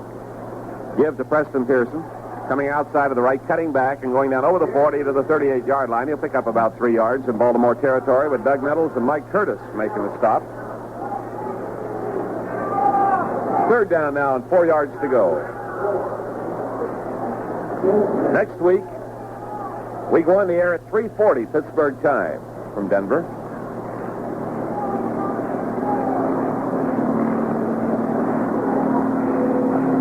And that is a major assignment against the Broncos. Shifting the running backs now. Blyer and Pearson are set wide. And Hanratty drops back. Hanratty throwing long downfield, connecting at the 15. The ball is pulled in by Randy Grossman, breaks the tackle, and goes down to the 6 and is hit and knocked back and out of bounds. Clock continues to turn because the ball was dead when he was hit at the 6-yard line long before he went out of bounds. Nelson Muncy hit him. That is the 18th first down for the Steelers. Hanratty getting his first completed pass of the afternoon. And they're letting the clock turn. 45 seconds to go. Hanratty brings them out of the huddle. 30-0 in favor of the Steelers. Bring Reggie Garrett wide to the right and put Stallworth in a slot out to the right side. 30 seconds. Hanratty gives the ball to Preston. Preston running off the left side, tripped up as he crosses the 5, goes down at the Baltimore 3-yard line. The clock continues to run. Crowd wants them to stop the clock, and they're going to let it run out. They take the ball to the Baltimore 2-yard line. Now the populace, which wants more blood, is beginning to boo a little bit. Pittsburgh Steelers electing not to go for another touchdown. Let the clock run out. So they have the ball back at the Baltimore 2-yard line as we come to the end of the ball game with the final score: Pittsburgh 30, the Baltimore Colts nothing. Today's fourth quarter was brought to you by your Chrysler Plymouth dealers. I'll be back with a recap in a minute. Hello, me, Mary Dean, our superstar. Tell them about our Chrysler Plymouth car.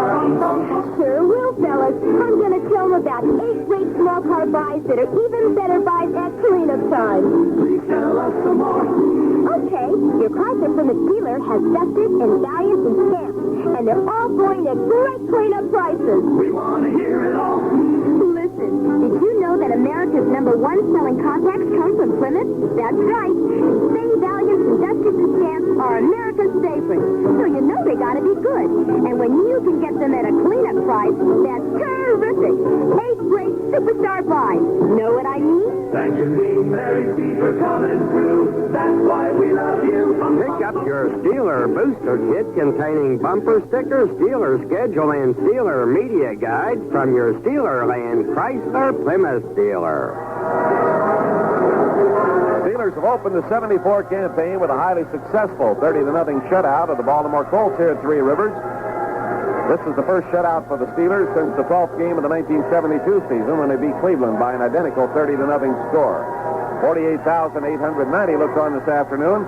Saw the Steelers get underway rather slowly. Joe Gilliam having trouble early finding his target. A couple of times he did hit.